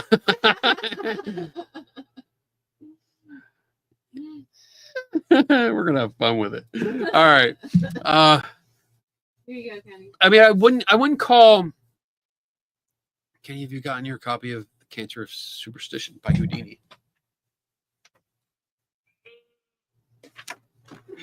Yeah. So just say yes. Yes. Thanks to Tim Binga. I haven't read it yet, but I do have it. But wait, I wasn't done with the other one yet. I'm sorry. So I lost the question. it's all right. This is but I recently saw two videos, one by Side Eye Guy, one by Beardo, and they both addressed the use of a DR60, and I agree mostly with both of them, and I kind of lean more towards the attitude that Seg had, because I don't think everyone that uses it is purposely faking things. I think they are ignorant. They're practicing ignorance because they're not doing the due diligence necessary to be a proper investigator, or a researcher or investigator. Because they're not looking into it, they're not understanding what's out there, they're not considering all the information. I guarantee that most of the people you see on YouTube channels, the ghost hunting versions, where they're using this and they're using it to them successfully, they have not read any of the literature on it. So they're not aware of it because they haven't bothered to look into it. And that just is lazy writing to me. It's just being lazy and not a good investigator. So I don't think they're necessarily faking stuff, but I also think they fall under the either ignorant thing, or even if they've read it, they've rejected it based on belief and maybe attention rather than the science that's available. So I think I made myself clear. I think sometimes I rattle on and I'm not even sure if I made the point that I wanted to make. Yeah, I know.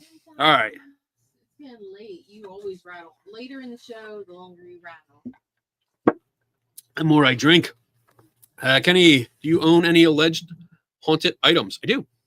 Yeah, I do. The whole case outside is There is a alleged. case. I will say, for the record, that Isabel, right here, is just as haunted and demonically possessed as Annabelle.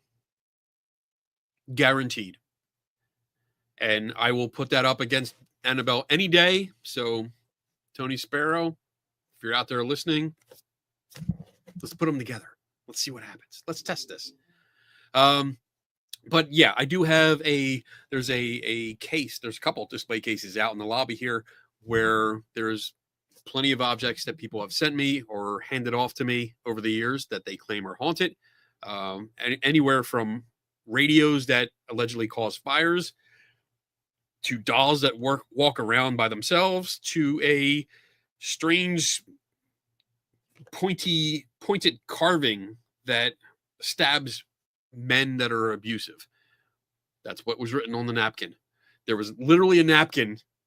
It was written on with a note saying that it's a cursed item and it stabs men that abuse women. So I haven't been able to test that.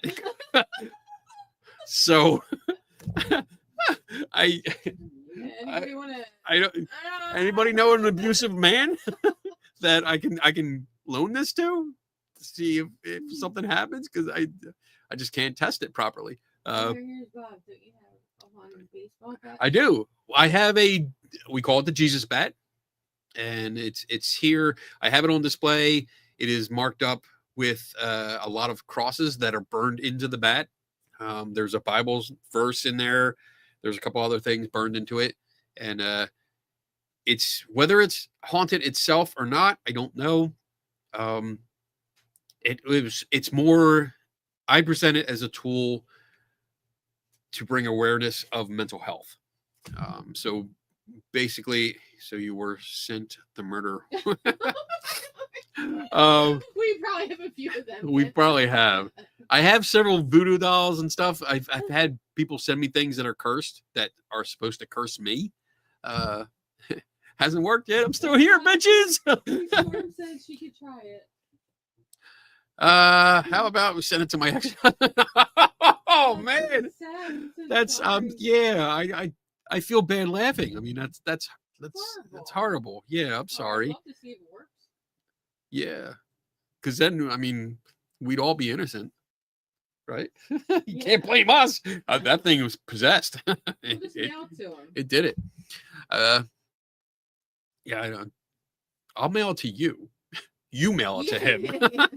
I gave it to as a gift to Cree. I don't know what happened after that. But yeah, there's a bunch of stuff out there. There's a couple dolls. There's a bunch of clowns. I have a lot of clown dolls out there on the bottom row. Yeah, you do. There's like a necklace, the Medusa head necklace. Yeah, that was a funny story. So it was sent to me. And it was by a woman that said that she received it and she fell asleep wearing it and woke up and it was choking her. So it's just a necklace with a little head that looks like Medusa. It's pretty big. It's a big necklace. It's probably as big as this hammer. And she swore it was like cursed from there. And her sister laughed at her, made fun of her, and put it on. Wore it for a little bit and then again fell asleep and apparently woke up with it choking her. Like it got all tight and all that.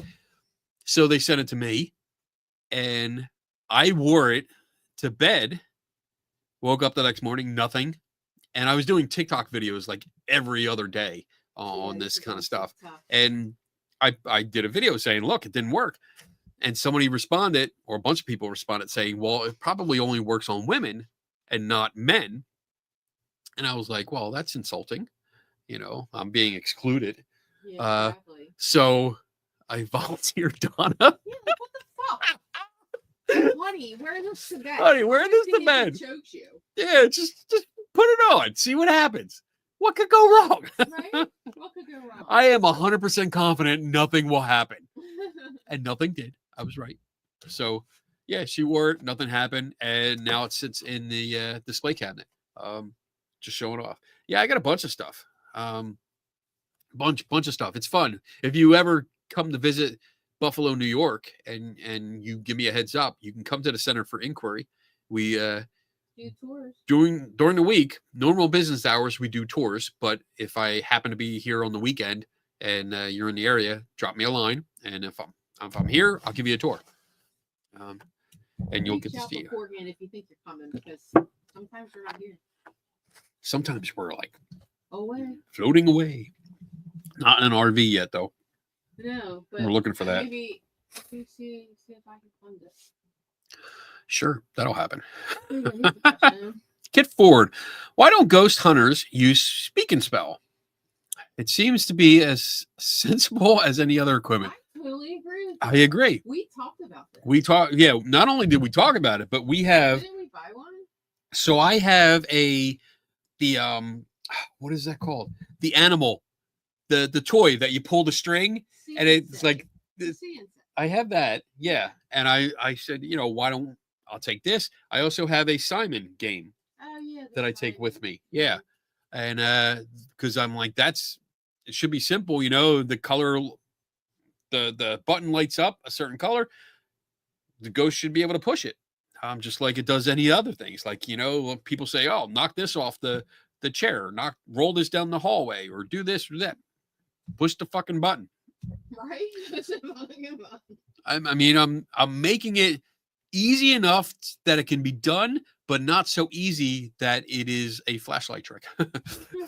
An Ghost etch a sketch. Yeah. That would be fun. I Ghost wonder light about bright. Light bright, because you got the pieces with light bright. Yeah, you got to put the pieces in there. Yeah. That would be that. I mean, it would be phenomenal. That would be great. It'd be kind of cool, but The etch a sketch would be interesting. I You think know, Etch-a-Sketch would put be that so out there. cool. And I think the Hinsdale house does that. They have one there Do they? because I was writing my name in it every time I went. I wrote my name, like Kenny should die or something like that. I would write a stupid thing in there. Mm. All right, what else? We got other suggestions here. Yeah. What's Joe say? Simple thing would be a cell phone. Open up the little note app that comes with every single. Yeah, see if they type something. That should be easy enough. Yeah, you can't. See, there's got to be a balance, and I agree with this. This is actually good, but there's got to be a balance where it's not so easy that it can do it by itself,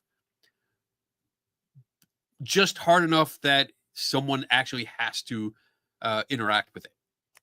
You know, like the I'm trying to think of examples. When people the house in between shit, when they put the baseball on the stairs, they were always putting the baseball perfectly balanced on the edge of the step so that eventually it would fall.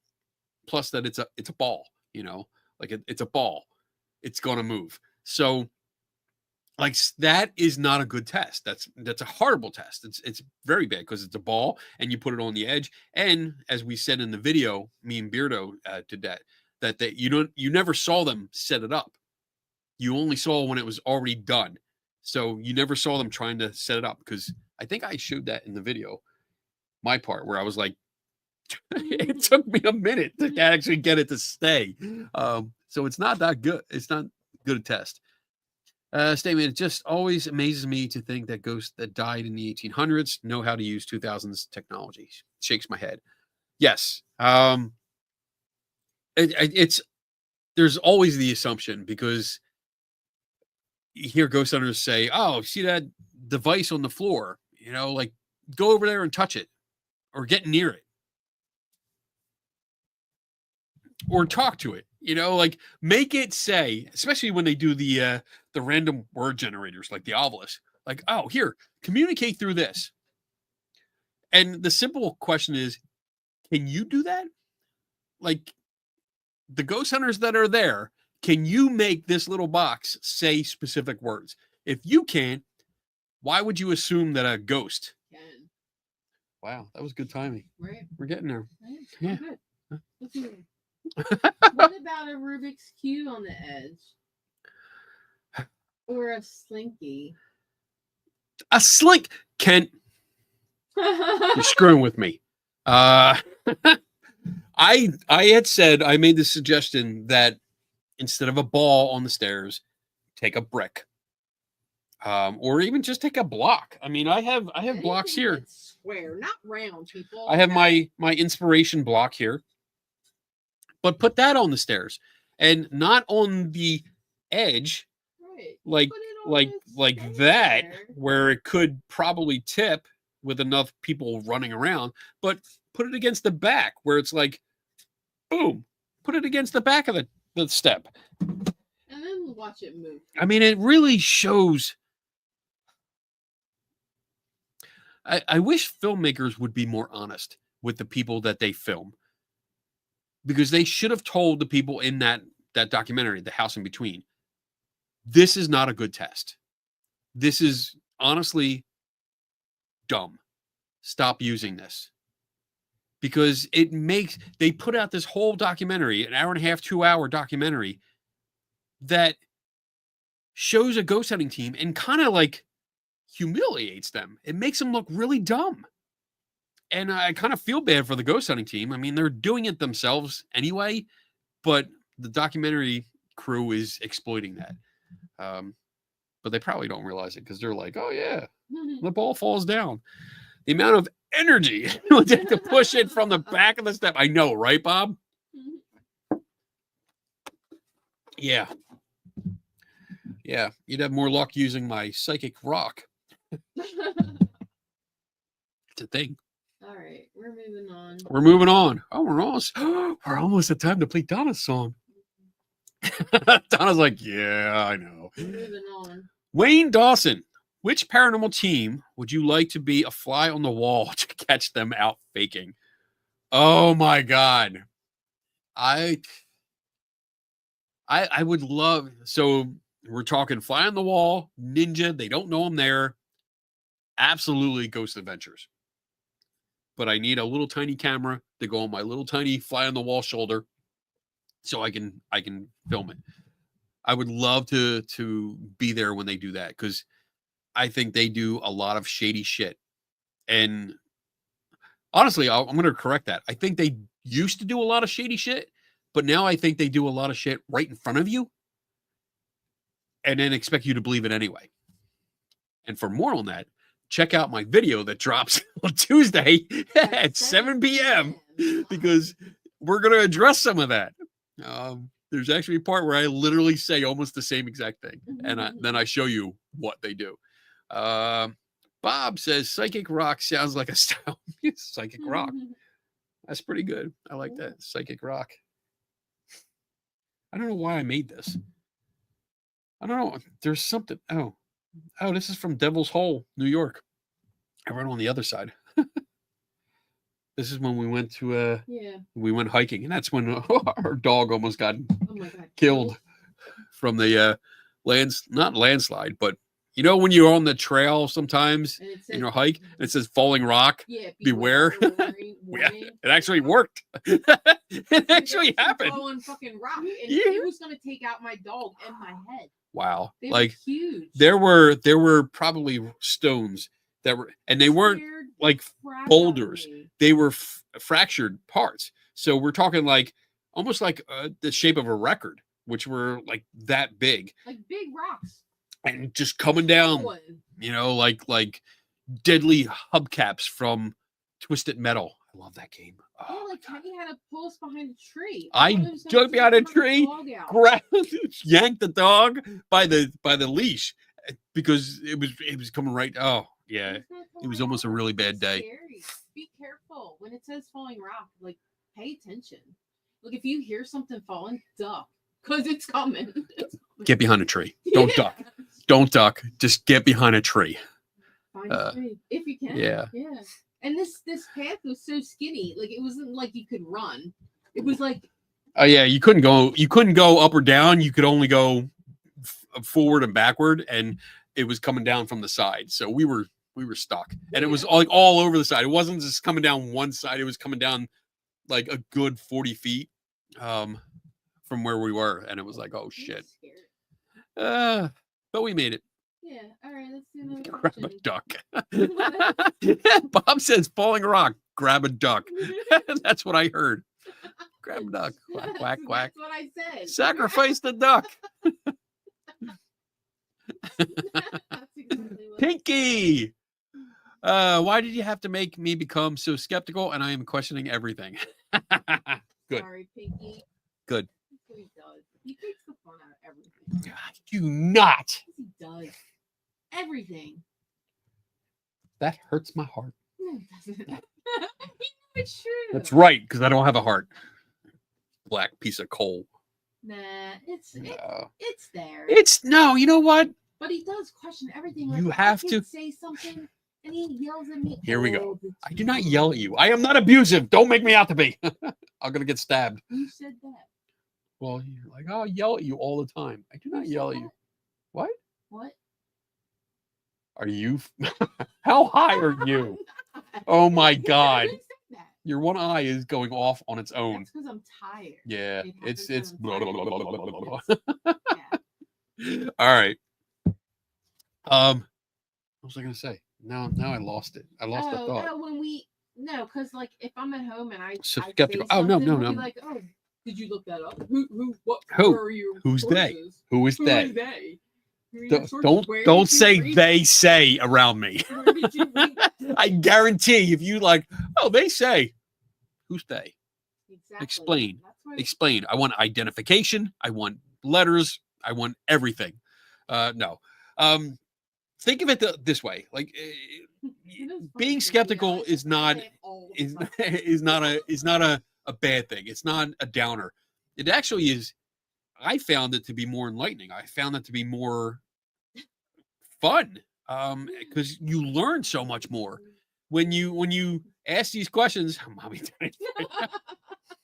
all right, Sheldon. When We do need one of those.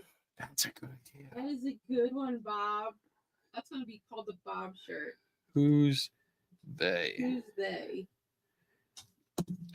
Um, And you better know. Because if you didn't know, I'm gonna rip your ass a new one. so wrong. He is on his phone faster, and then he can say who's they. He's already looking it up. But take it like I enjoy this side of things.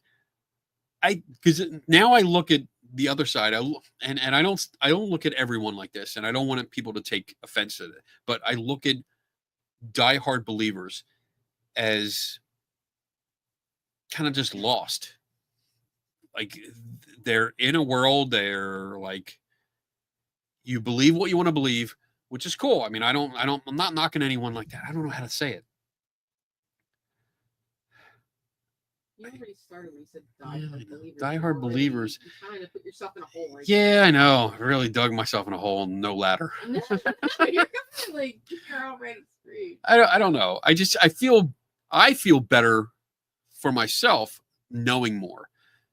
Because I do want to understand things, and to be able to understand what's going on, to have that knowledge, to me is so much better than being ignorant of what's happening. And I'm not saying being ignorant in a bad way. I'm just saying you just don't know what you're doing. You don't have the necessary knowledge. And I like knowing more. Donna's doing the digging thing. Like, all right, moving on. Next question, please. Wait, it's 10 o'clock. It's time for a break. Time for Donna's theme song. I put my glasses on so I can see what I'm doing here. No more questions, guys. We set these off like a few minutes. No more questions. All right, we're playing Donna's song. We'll come back for a couple minutes. We'll be back in 2 minutes and 35 seconds from... In the skeptical helper, there's a guiding star, keeping chats in line. She's the queen of the bar, with a wink and a smile. She keeps things flowing. Divine Donna's on the scene to keep you from trolling. Divine Donna, watch her keep the show on track. Moderates with flair, she's got your back. With her love, Kenny Biddle every Friday night. In the skeptical help bar, she's a delight. Start your questions with a capital Q, so Donna can pose them for you. Follow the Swayze rule and be nice, or she'll kick you out for life. Divine Donna, watch her keep the show on track. Moderates with flair, she's got your back. With her love, Kenny Biddle every Friday night. In the skeptical help bar, she's a delight. Rarely says a word, unlike her hubby. Doesn't let the show run into hour 3. She may be quiet, but she reads all the chats. So say hi, or thanks, she deserves that. Divine Donna, watch her keep the show on track. Moderates with flair, she's got your back. With her love, Kenny Biddle every Friday night. In the skeptical help bar, she's a delight.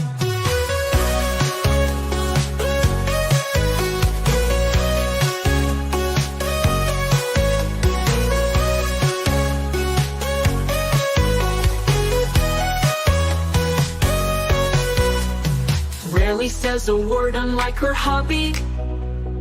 Doesn't let the show run into hour 3. She may be quiet, but she reads all the chats. So say hi, or thanks, she deserves that. Divine Donna, watch her keep the show on track. Moderates with flair, she's got your back. With her love, Kenny Biddle every Friday night.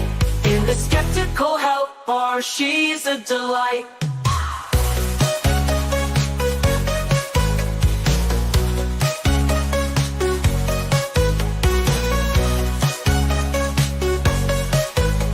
The skeptical help bar, she's a delight.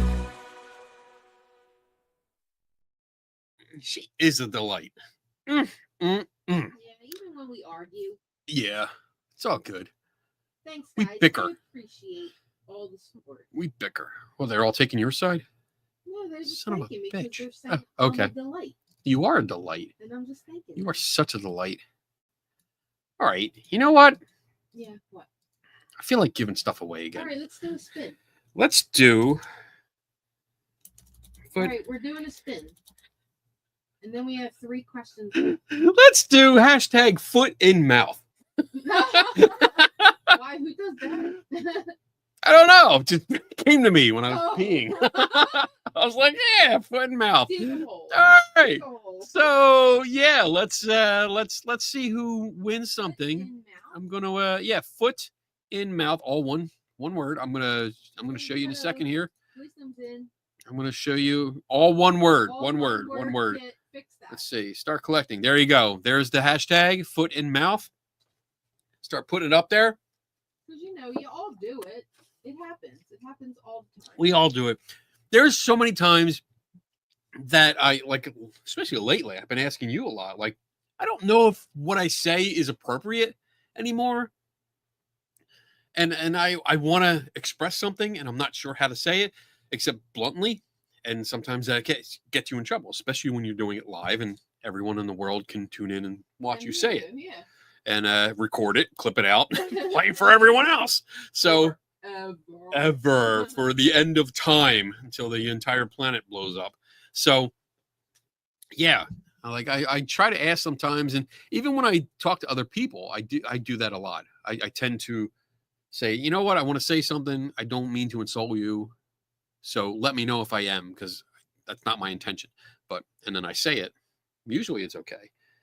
Once in a while, it's like, yeah, maybe you shouldn't say that. You might not want to. Like, I like talking to Anthony, Melanie and Yeah, Anthony, yeah. because Anthony. So Melanie Trusa King, her husband is Anthony. Anthony is Black, and we have great conversations. He's a good friend. We're close. We can talk about.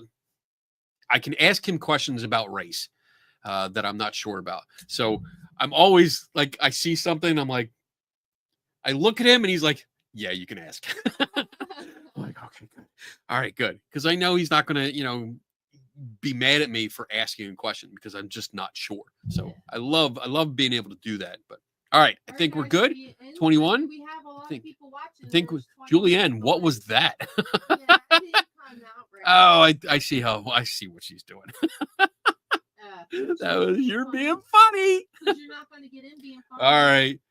Atkins and I used to be like that. Yeah, Mr. Atkins was awesome.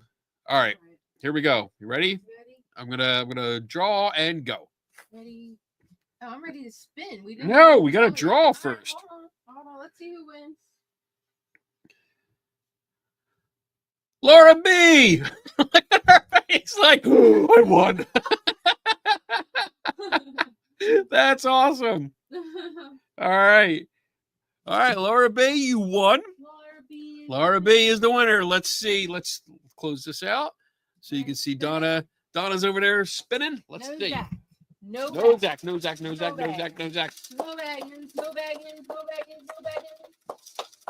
It's like no whammies. No baggins, Let's see. I really spun it really hard. I'm sorry. I know you did. You put a little extra into this one. We might be away. We're gonna take a commercial break. And mystery prize. Oh, you're getting? I know you. Oh, I love the mystery prize because I can send you whatever the fuck I want. Oh, that's awesome. Congratulations. Mystery prize. Yeah. We're gonna start looking around. Ooh, Okay, and the Laura, flea market is this weekend. send Who your knows? Information to Kenny. Yep. So yeah, if you Okay, could put the email address up, Yeah. that'd be awesome.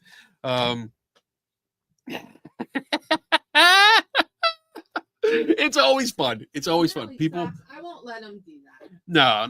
People, there have been mystery prizes that went out, and I think everyone's been happy with them because it's fun. It's just random stuff that you never know what you're going to get, and especially because this happens on a Friday, and we go through the weekend, and the flea market is on Sunday. And there's yard sales on Saturday. So who knows what I might pick up and be like, oh, you know what? This would be a great little trinket for the prize. All right. I love it. I love it. All right, let's see. Leanne, the cleaner Parazone. Hello. Rats. I accidentally paused the video, so chat is ahead of. Oh, that sucks. I hate because Facebook really sucks when you do that. Like if you like get out of it to check something, it like comes back and it messes you all up. All right, there we go. $100 bill. Jeffrey, Oh, we're not rich, honey. We're not that rich. I do have some bills. You can see it. You can probably see it if I raise this up a little bit. There. So those they're special bills. Those are special bills. There. Those are. So which one is which? So this one. Wait, which one is you? Yeah. So this one is a $2 bill. This one is a dollar bill, but one, I think the top ones on the back, it says "In God We Trust." And then the other one, the bottom ones don't say it. So one set is from 1937. That was the last year that dollar bills or U.S. Bill currency was printed without "In God We Trust" on the back. And then 1957 was the first year that it was printed with "In God We Trust" on it. So it's, it's something that's pretty cool to me. I like that. And there's silver certificates too, which is really cool. And then up here, that is, I believe that's $20 bill. That's a $20 bill. Oh, and this one here, that one, that's a 50. That's a 50, not a 20. It's a, wait, oh yeah, that's a 50. The other one is a $1 million bill. This one, but when you turn it over, it's one of those religious things where it's like you need to love God and stuff like that. Somebody brought them to work, not this work, but another work that I was at, and put them in the they put them in the cafeteria. And then one of my inspectors went and saw them, and he got pissed off, and he took them all. And I was able to, I heard about it. I ran over. I was like, come on, man. I want one. I want one so bad. That'd be so cool. So he gave me one. So I got those. Yeah. And I got I think I got a 20. That's a motion picture bill. Yeah. And then I got a bunch of foreign currency. All right. Donna wants to go home. Is there any devices past or present you'd recommend for ghost hunting? If it's a device specifically marketed to ghost hunters, I do not recommend it. And I recommend actually avoiding it because they don't do what they claim to do for the most part. If any of them claim to communicate, capture, or detect ghosts, don't buy it. Just don't. It's not worth it. What I do recommend is a camera to document the scenes. I recommend a audio recorder for taking notes. I recommend taking a spirit level to check doors, windows, and floors and other items like tables and stuff for level. I suggest taking a notebook and a pen. Flashlight for safety. A flashlight for safety so you can see stuff, not to talk to ghosts. Right. Make sure it's a push button. Yeah, and the spirit level is just a regular level button.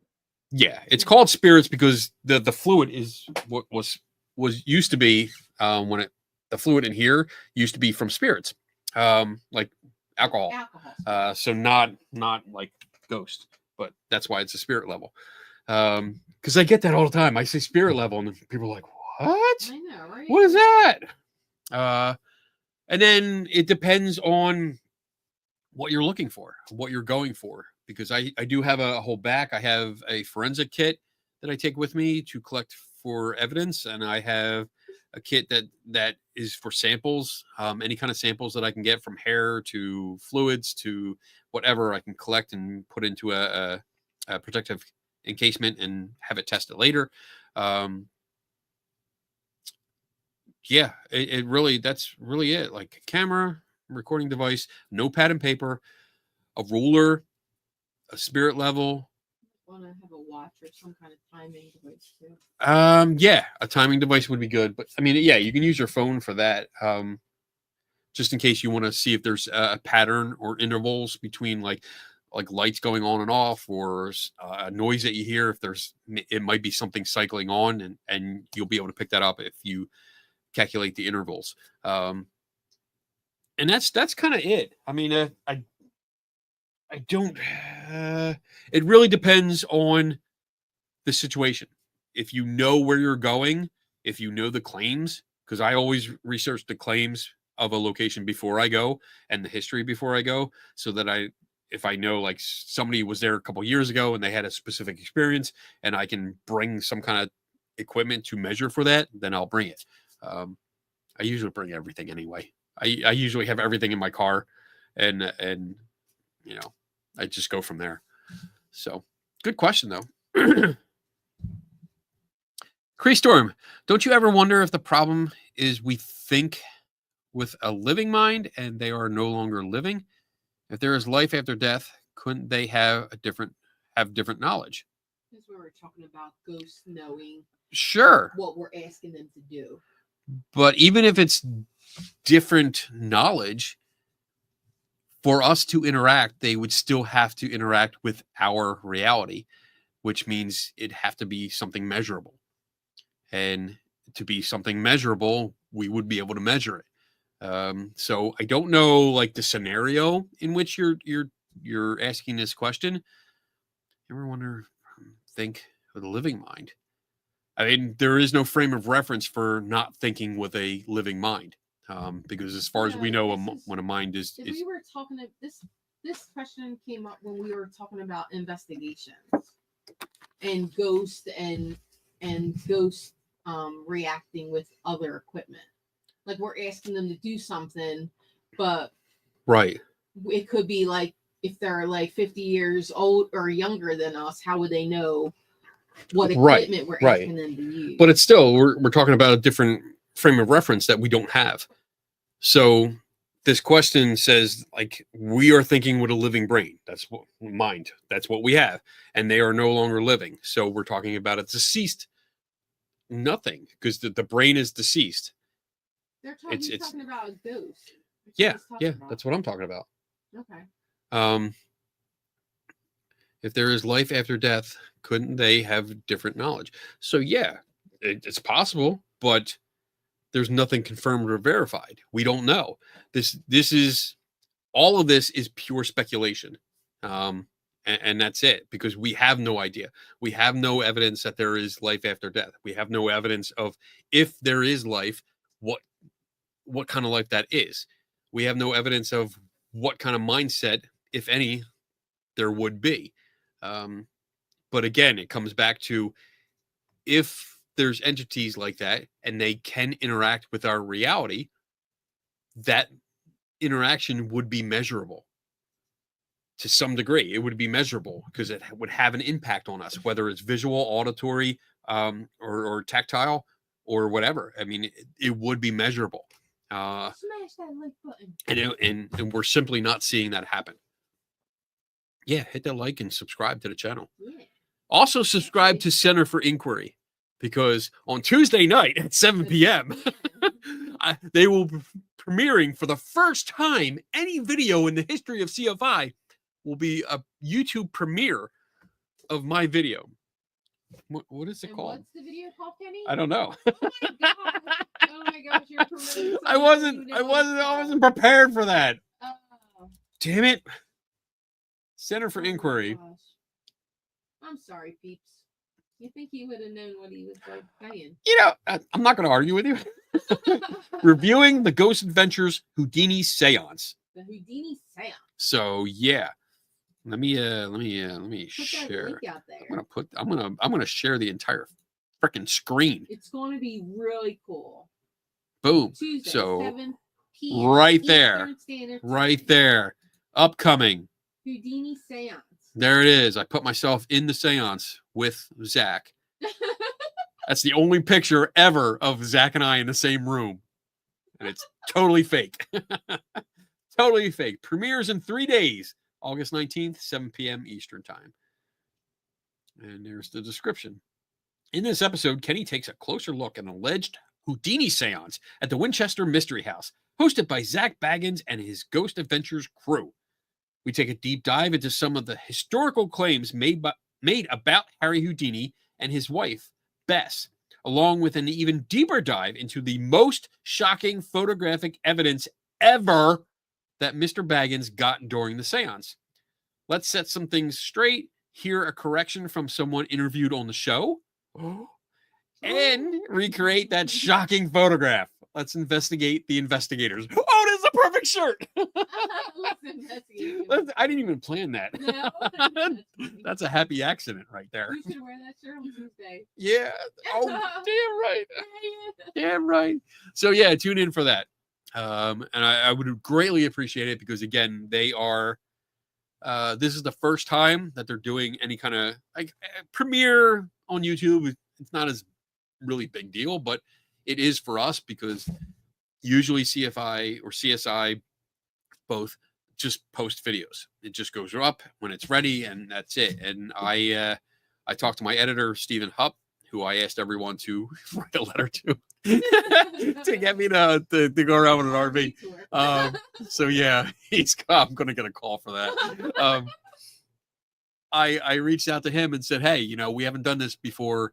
Can we set it up? Because it plays a video like a live stream. And I'd like to be in the comment section with everyone so that if you guys have questions, I can be there. I can answer them if I can and give commentary. How are you gonna keep track of the comments? I have no fucking clue. Well, I already know what the video is, so I don't have to pay attention. Yeah, I know, but if you're answering one question and there's another one, how are you going to keep track of that? I mean, I go through it when I go into other people's live streams. Yeah.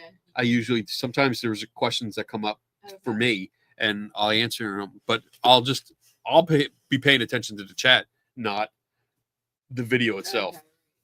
Because I've already watched the video like 50 times and I'm sick of seeing myself. I know that's TikTok time, but TikTok is going to be. Yeah, we're going to cancel it this time. We're not doing a TikTok. We're going to do a premiere. So you'll still have some Kenny time. Yeah, you still get some Kenny time. You just got to go to YouTube this time and you're going to get a little bit different Kenny time. That's all. I'll still be live. Don't worry. Is that cat complaining? No, it was Bob. Bob, okay. All right. Bob, you'll get some Kenny time. Don't worry. We love our Kenny time. Yeah, Bob, my special friend. All right, last question for the night. All right. Kent Anderson. What would be a good gadget to use from the 1800s? Outhouse? Paper? Like, I don't know. Good gadget for, I don't understand. Like an 1800s style gadget, which I don't think. They're talking like those gadgets. So take okay. Investigation. Like what would be a good gadget to use from the 1800s? So, I think we talked about this too on the TikTok last week or something. I forget who I was talking to, but you have some old school investigative tricks that you can use. So, for one, you can do, a pen and paper or pencil and paper. That's your standard. That's really good. When it comes to checking for other things like breezes or movement, you can put tissue paper. You can hang tissue paper or strips of tissue paper in a doorway. For doors that you think might open or close or something like that, if you think that you hear a door open and close from like a different part of the house, you can always put paper in the door jamb. You can also get kind of messy and use baby powder. If you think there's a ghost walking down a hallway or you hear footsteps, if that's a claim that people always hear footsteps, then you spread out baby powder on the floor so that if somebody walks along it, they will make footprints. They'll form footprints in there. Something that I also discussed was fingerprint powder. I really have a trouble saying fingerprint powder. I have to slow down to say it. Probably doesn't help that you're a little feeling good. No, even when I'm sober, I have trouble. But anyone can get it. and you can use it. Fingerprint powder. Fingerprint powder. So I use it when there's a suspicion that a door is opening by itself. And I've seen it so much, and you guys have probably seen it, where people say, I swear I closed that door. And in many times, and this is also an example in the house in between video I did with Beardo, that a door was not closed, because we could actually see that it was not closed. We could see part of the door jamb, and tell that it was open. So after you yourself closes the door and secures it, actually before it, you want to wipe off the doorknobs. Wipe them off, clean them off really good. And then make sure, without touching the doorknob, close that door, that it won't open. If you have to use your, like I use my shirt, like that to try to pull on the doorknob, make sure it doesn't open, that it's fully latched. Because then afterwards, if that door opens later, obviously someone had to turn the doorknob, so you dust it for fingerprints. And that's a pretty good way to do it, because if somebody did touch it, you will get fingerprints, and then you can pull latent fingerprints off with tape, and then that scares the shit out of people, because they're like, holy shit, because that can identify somebody. So those are little things that you can do for 1800 style gadgets. That's the only things that come to mind right now. I'm trying to think. Yeah, I think so. I think that's good for now. And that kind of helps you see if there's a draft, or if people are walking around, or if people are opening doors and stuff like that. So there you go. Kenny, time is like hammer time, only with different pants. Hammer time. Wait. You didn't read Okay, right. I'm sorry. Kenny I'm like, what? Kenny time is like hammer time, only with different pants. You didn't say it. I got. Well, you guys saw I got pants on. If you ever see me doing this from home, good chance I don't have pants on. Because I'm like, nope, I'm home. Fuck this. I'm taking my pants off. Anybody else do that? I'm just curious. Like anyone else, like you've reached the age where you come home and you're like, you know what? I don't need pants. Honey, I think, no, I don't think so. You don't think so? Mm-mm. Anybody else take their pants off and just sit in their underwear? You know, from like 7 o'clock on. Yeah, you're in your own home.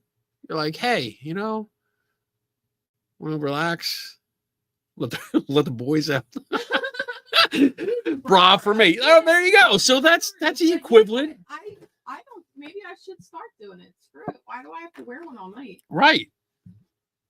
Yeah. Bra. Hell yes. I got a hell yes. Yeah. I still have teenagers at home whose significant others come over. I don't want the scout guy. Yeah, you got it. Yeah.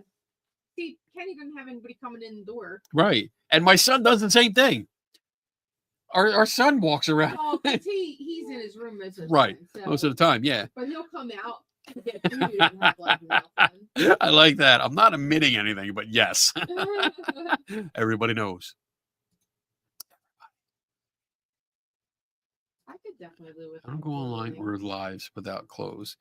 I mean, I don't know why we're so like, I don't know, like we have to have clothes on all the time. I don't know why as humans we're like that. well, I just do it because I don't like looking at myself. So I like to cover it up. But, you know, when I get home, I still keep my shirt on, but I take my pants off because I'm like, all right, you know, my legs are better than my top part here. So, yeah. Yeah, All right. like, seriously, I mean, See? the only people that are going to see us are like college kids, and they probably do worse. So Look, see, Daniel goes balls deep and he gets naked.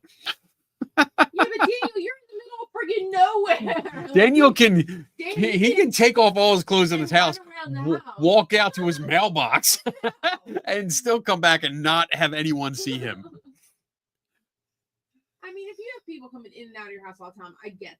But like, if you're like older and your kids are out of the house, and you know, I mean, you're just hanging out in your Right. own home. Yeah, we that's get what we're talking the about. only time other people are in the house or visiting is when we know that they're coming, and that's just not a lot, but Usually it's just the three of us.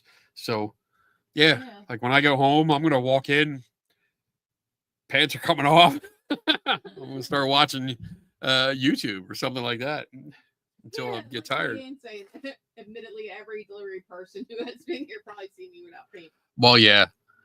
I mean, I go out back because underwear is underwear. I mean, it's shorts. Still clothing. So I go out back with the dog, and Yeah. I mean, I walk around, and it doesn't matter if it's day or night. I don't care. It's like shorts. So Yeah. What if I walked out with underwear? Would you think that? your underwear is different than my underwear. There you go. What makes it different? I'm still covering everything. You're right. You were right. Go ahead, do it. I don't care. I'm No, not. I'm just saying. What, like, I'll be like, get the mail while you're out there. Get the mail. Do we get any packages? Yeah, right. I'm not carrying this. I'm not bending down to get that. Oh man, it is weird. It's that thing where you get older, you just don't give a shit. I don't care. I walked outside and get to that point where it's just like, why? Like, why? I think Vance came to the house the one day, and I had nothing but the Snuggie on. Oh, really? I look like a fucking grimace. Just bare legs, big blue Snuggie kind of thing on it. He's like, "Is this a bad time?" It's never a good time. So, what do you want? What do you need, man? I can put clothes on. Don't worry. We can do pajama time next week. We'll do pajama time. I'm not going to be here next week. Yeah, next week. Oh, so we should try to wrap this up. Yeah, so next week, what do we got? So next week's show, Donna will not be here. Hopefully, maybe Tim Vickers Tim, can help out. But next week we're gonna have a guest. We're gonna have the Spooky Science Sisters on, who they recently put out a book, Spooky Science, dissecting the mysteries of ghosts, cryptids, aliens, and other oddities. Can you get that on Amazon? Yes. Yeah, I think it's available now. Look ahead. Spooky Science. I got an advanced copy, so I was able to read through it. It's a good book. It's very good. It presents science behind a lot of the kind of spooky legends like ghosts and vampires and werewolves and other weird stuff. And it's a very easy to read book. It's easy to read and understand content. So that's a plus. But Paige and Megan, who are the authors of the book, they are going to be on next week, and we're going to be talking about the book and them, and yeah, we're going to have fun. So there's that. And let's see some of the other things that are coming up. Hope the Phillies win next week, Bob. Let's see. Again, the 19th, Tuesday night, 7 p.m. Eastern time, the premiere of my next video for Ghosts in the Machine. Oh, So awesome. with Ghost Adventure Stars. Yeah, you're gonna see me rip into him. It's gonna be a delight. I can't wait. I can't wait. I hope everyone likes it. September 24th, I am doing a webinar for the Rocky Mountain Atheists at 8 p.m. Eastern time. And I think if you go to their website, the Rocky Mountain Atheists, you'll be able to figure out what they're doing, how they're going to stream it, and be a part of that. October 10th, I will be in Indiana, Pennsylvania. Both of us will be, because you're coming with me, I think. I'll be doing a workshop for the Indiana, Pennsylvania Historical Society, and it's going to be a workshop on ghost hunting equipment. I'm going to break it down, the science behind it. We're going to talk about experimental controls, variables, and then the top 10 gadgets used in paranormal ghost hunts and stuff like that. I'm going to give you the common claims and break down the science behind it and the flaws, the big flaws with the equipment. So should be a really fun night. I'm looking forward to it. And then the following weekend, October 18th, I will be in West Virginia with Daniel Reed and Susan Gerbic and Tim Vickers and Coleman Watts and a bunch of other people, because we're going to do this Skeptic Camp, the first ever Skeptic Camp in West Virginia. It's a one-day conference, bunch of speakers, and lots of fun. I hear there's going to be like raffles and door prizes and shit like that. I think for more information, go to the West Virginia Skeptic Society Facebook page, and you'll see more information about that. Please come out if you're able to, because I think it's going to be a really good day. A really fun, lots of fun. We're going to see a lot of people. It will be so much fun. So much fun. So much fun. I have to repeat it like 17 times because it's going to be so much fun. And then I think that's. And then we're still planning that Halloween. Yes. I'm still trying to plan a possible October 31st Houdini seance with Dorothy Dietrich. Nothing is planned yet. I want to make that clear. I reached out once. I'm going to try and call again this week and try to talk to her and see if they still do it and if we can participate and collaborate with them and get a Houdini style seance with them. If not, we're going to do it anyway. So no matter what, we're going to do a Houdini seance kind of thing. I got to read up on that. See how to do a seance, but I think it's going to be fun. So, all right. So with that, I think we're done, right? We're done. Yeah, I'm done. Good. All right, everyone. There's not going to be an after show. No, No after party tonight. We're going to go home. We're going to chill because I got some projects to catch up on this weekend. So, and I'm tired and I'm feeling stuffy. I don't know why. it's hot. Is it because like this whole like the sinuses or something? I was ready to, you have the fan on. Maybe like open the window. Or Yeah, I I'm don't feeling know. stuffy. Maybe they shut the air conditioner off at a certain time. Maybe I have to drink more. I don't know. All right, everyone, Malachi wins. have a great 7. Have Have a great weekend. Have a great weekend. Have a great week. And I'll see you in 2. Yeah, you'll see in 2 weeks. I'll see you next week Yeah. with that. So with that, yeah. Good night. Good night. Never stop learning. Hey, diddle diddle, here's a little riddle. Who's the best debunker? Is it Kenny Biddle? Oh, he's good, not just a little. Not at the bottom or even the middle. Strike a chord like a fiddle. Tasting the rainbow like a skittle. That's fragile and brittle. You can watch him take a problem and start to riddle the problem away. He does not play. He takes his job so seriously. He loves a challenge and won't turn you away. It's such a skeptic, he keeps stones. Believers just exposing the fake. It wouldn't take him long to find a needle in hay. Use a magnet, damn it. Now take a drink of Kenny's specialty. Some may say that's not for me.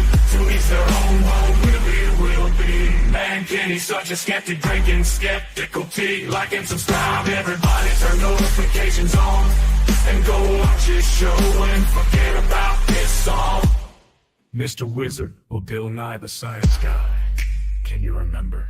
You like Kenny better, so head to the skeptical help bar and meet the bartender. Pick up a drink and relax, cause nobody does this better. Not even close, not even a little. He's the one and only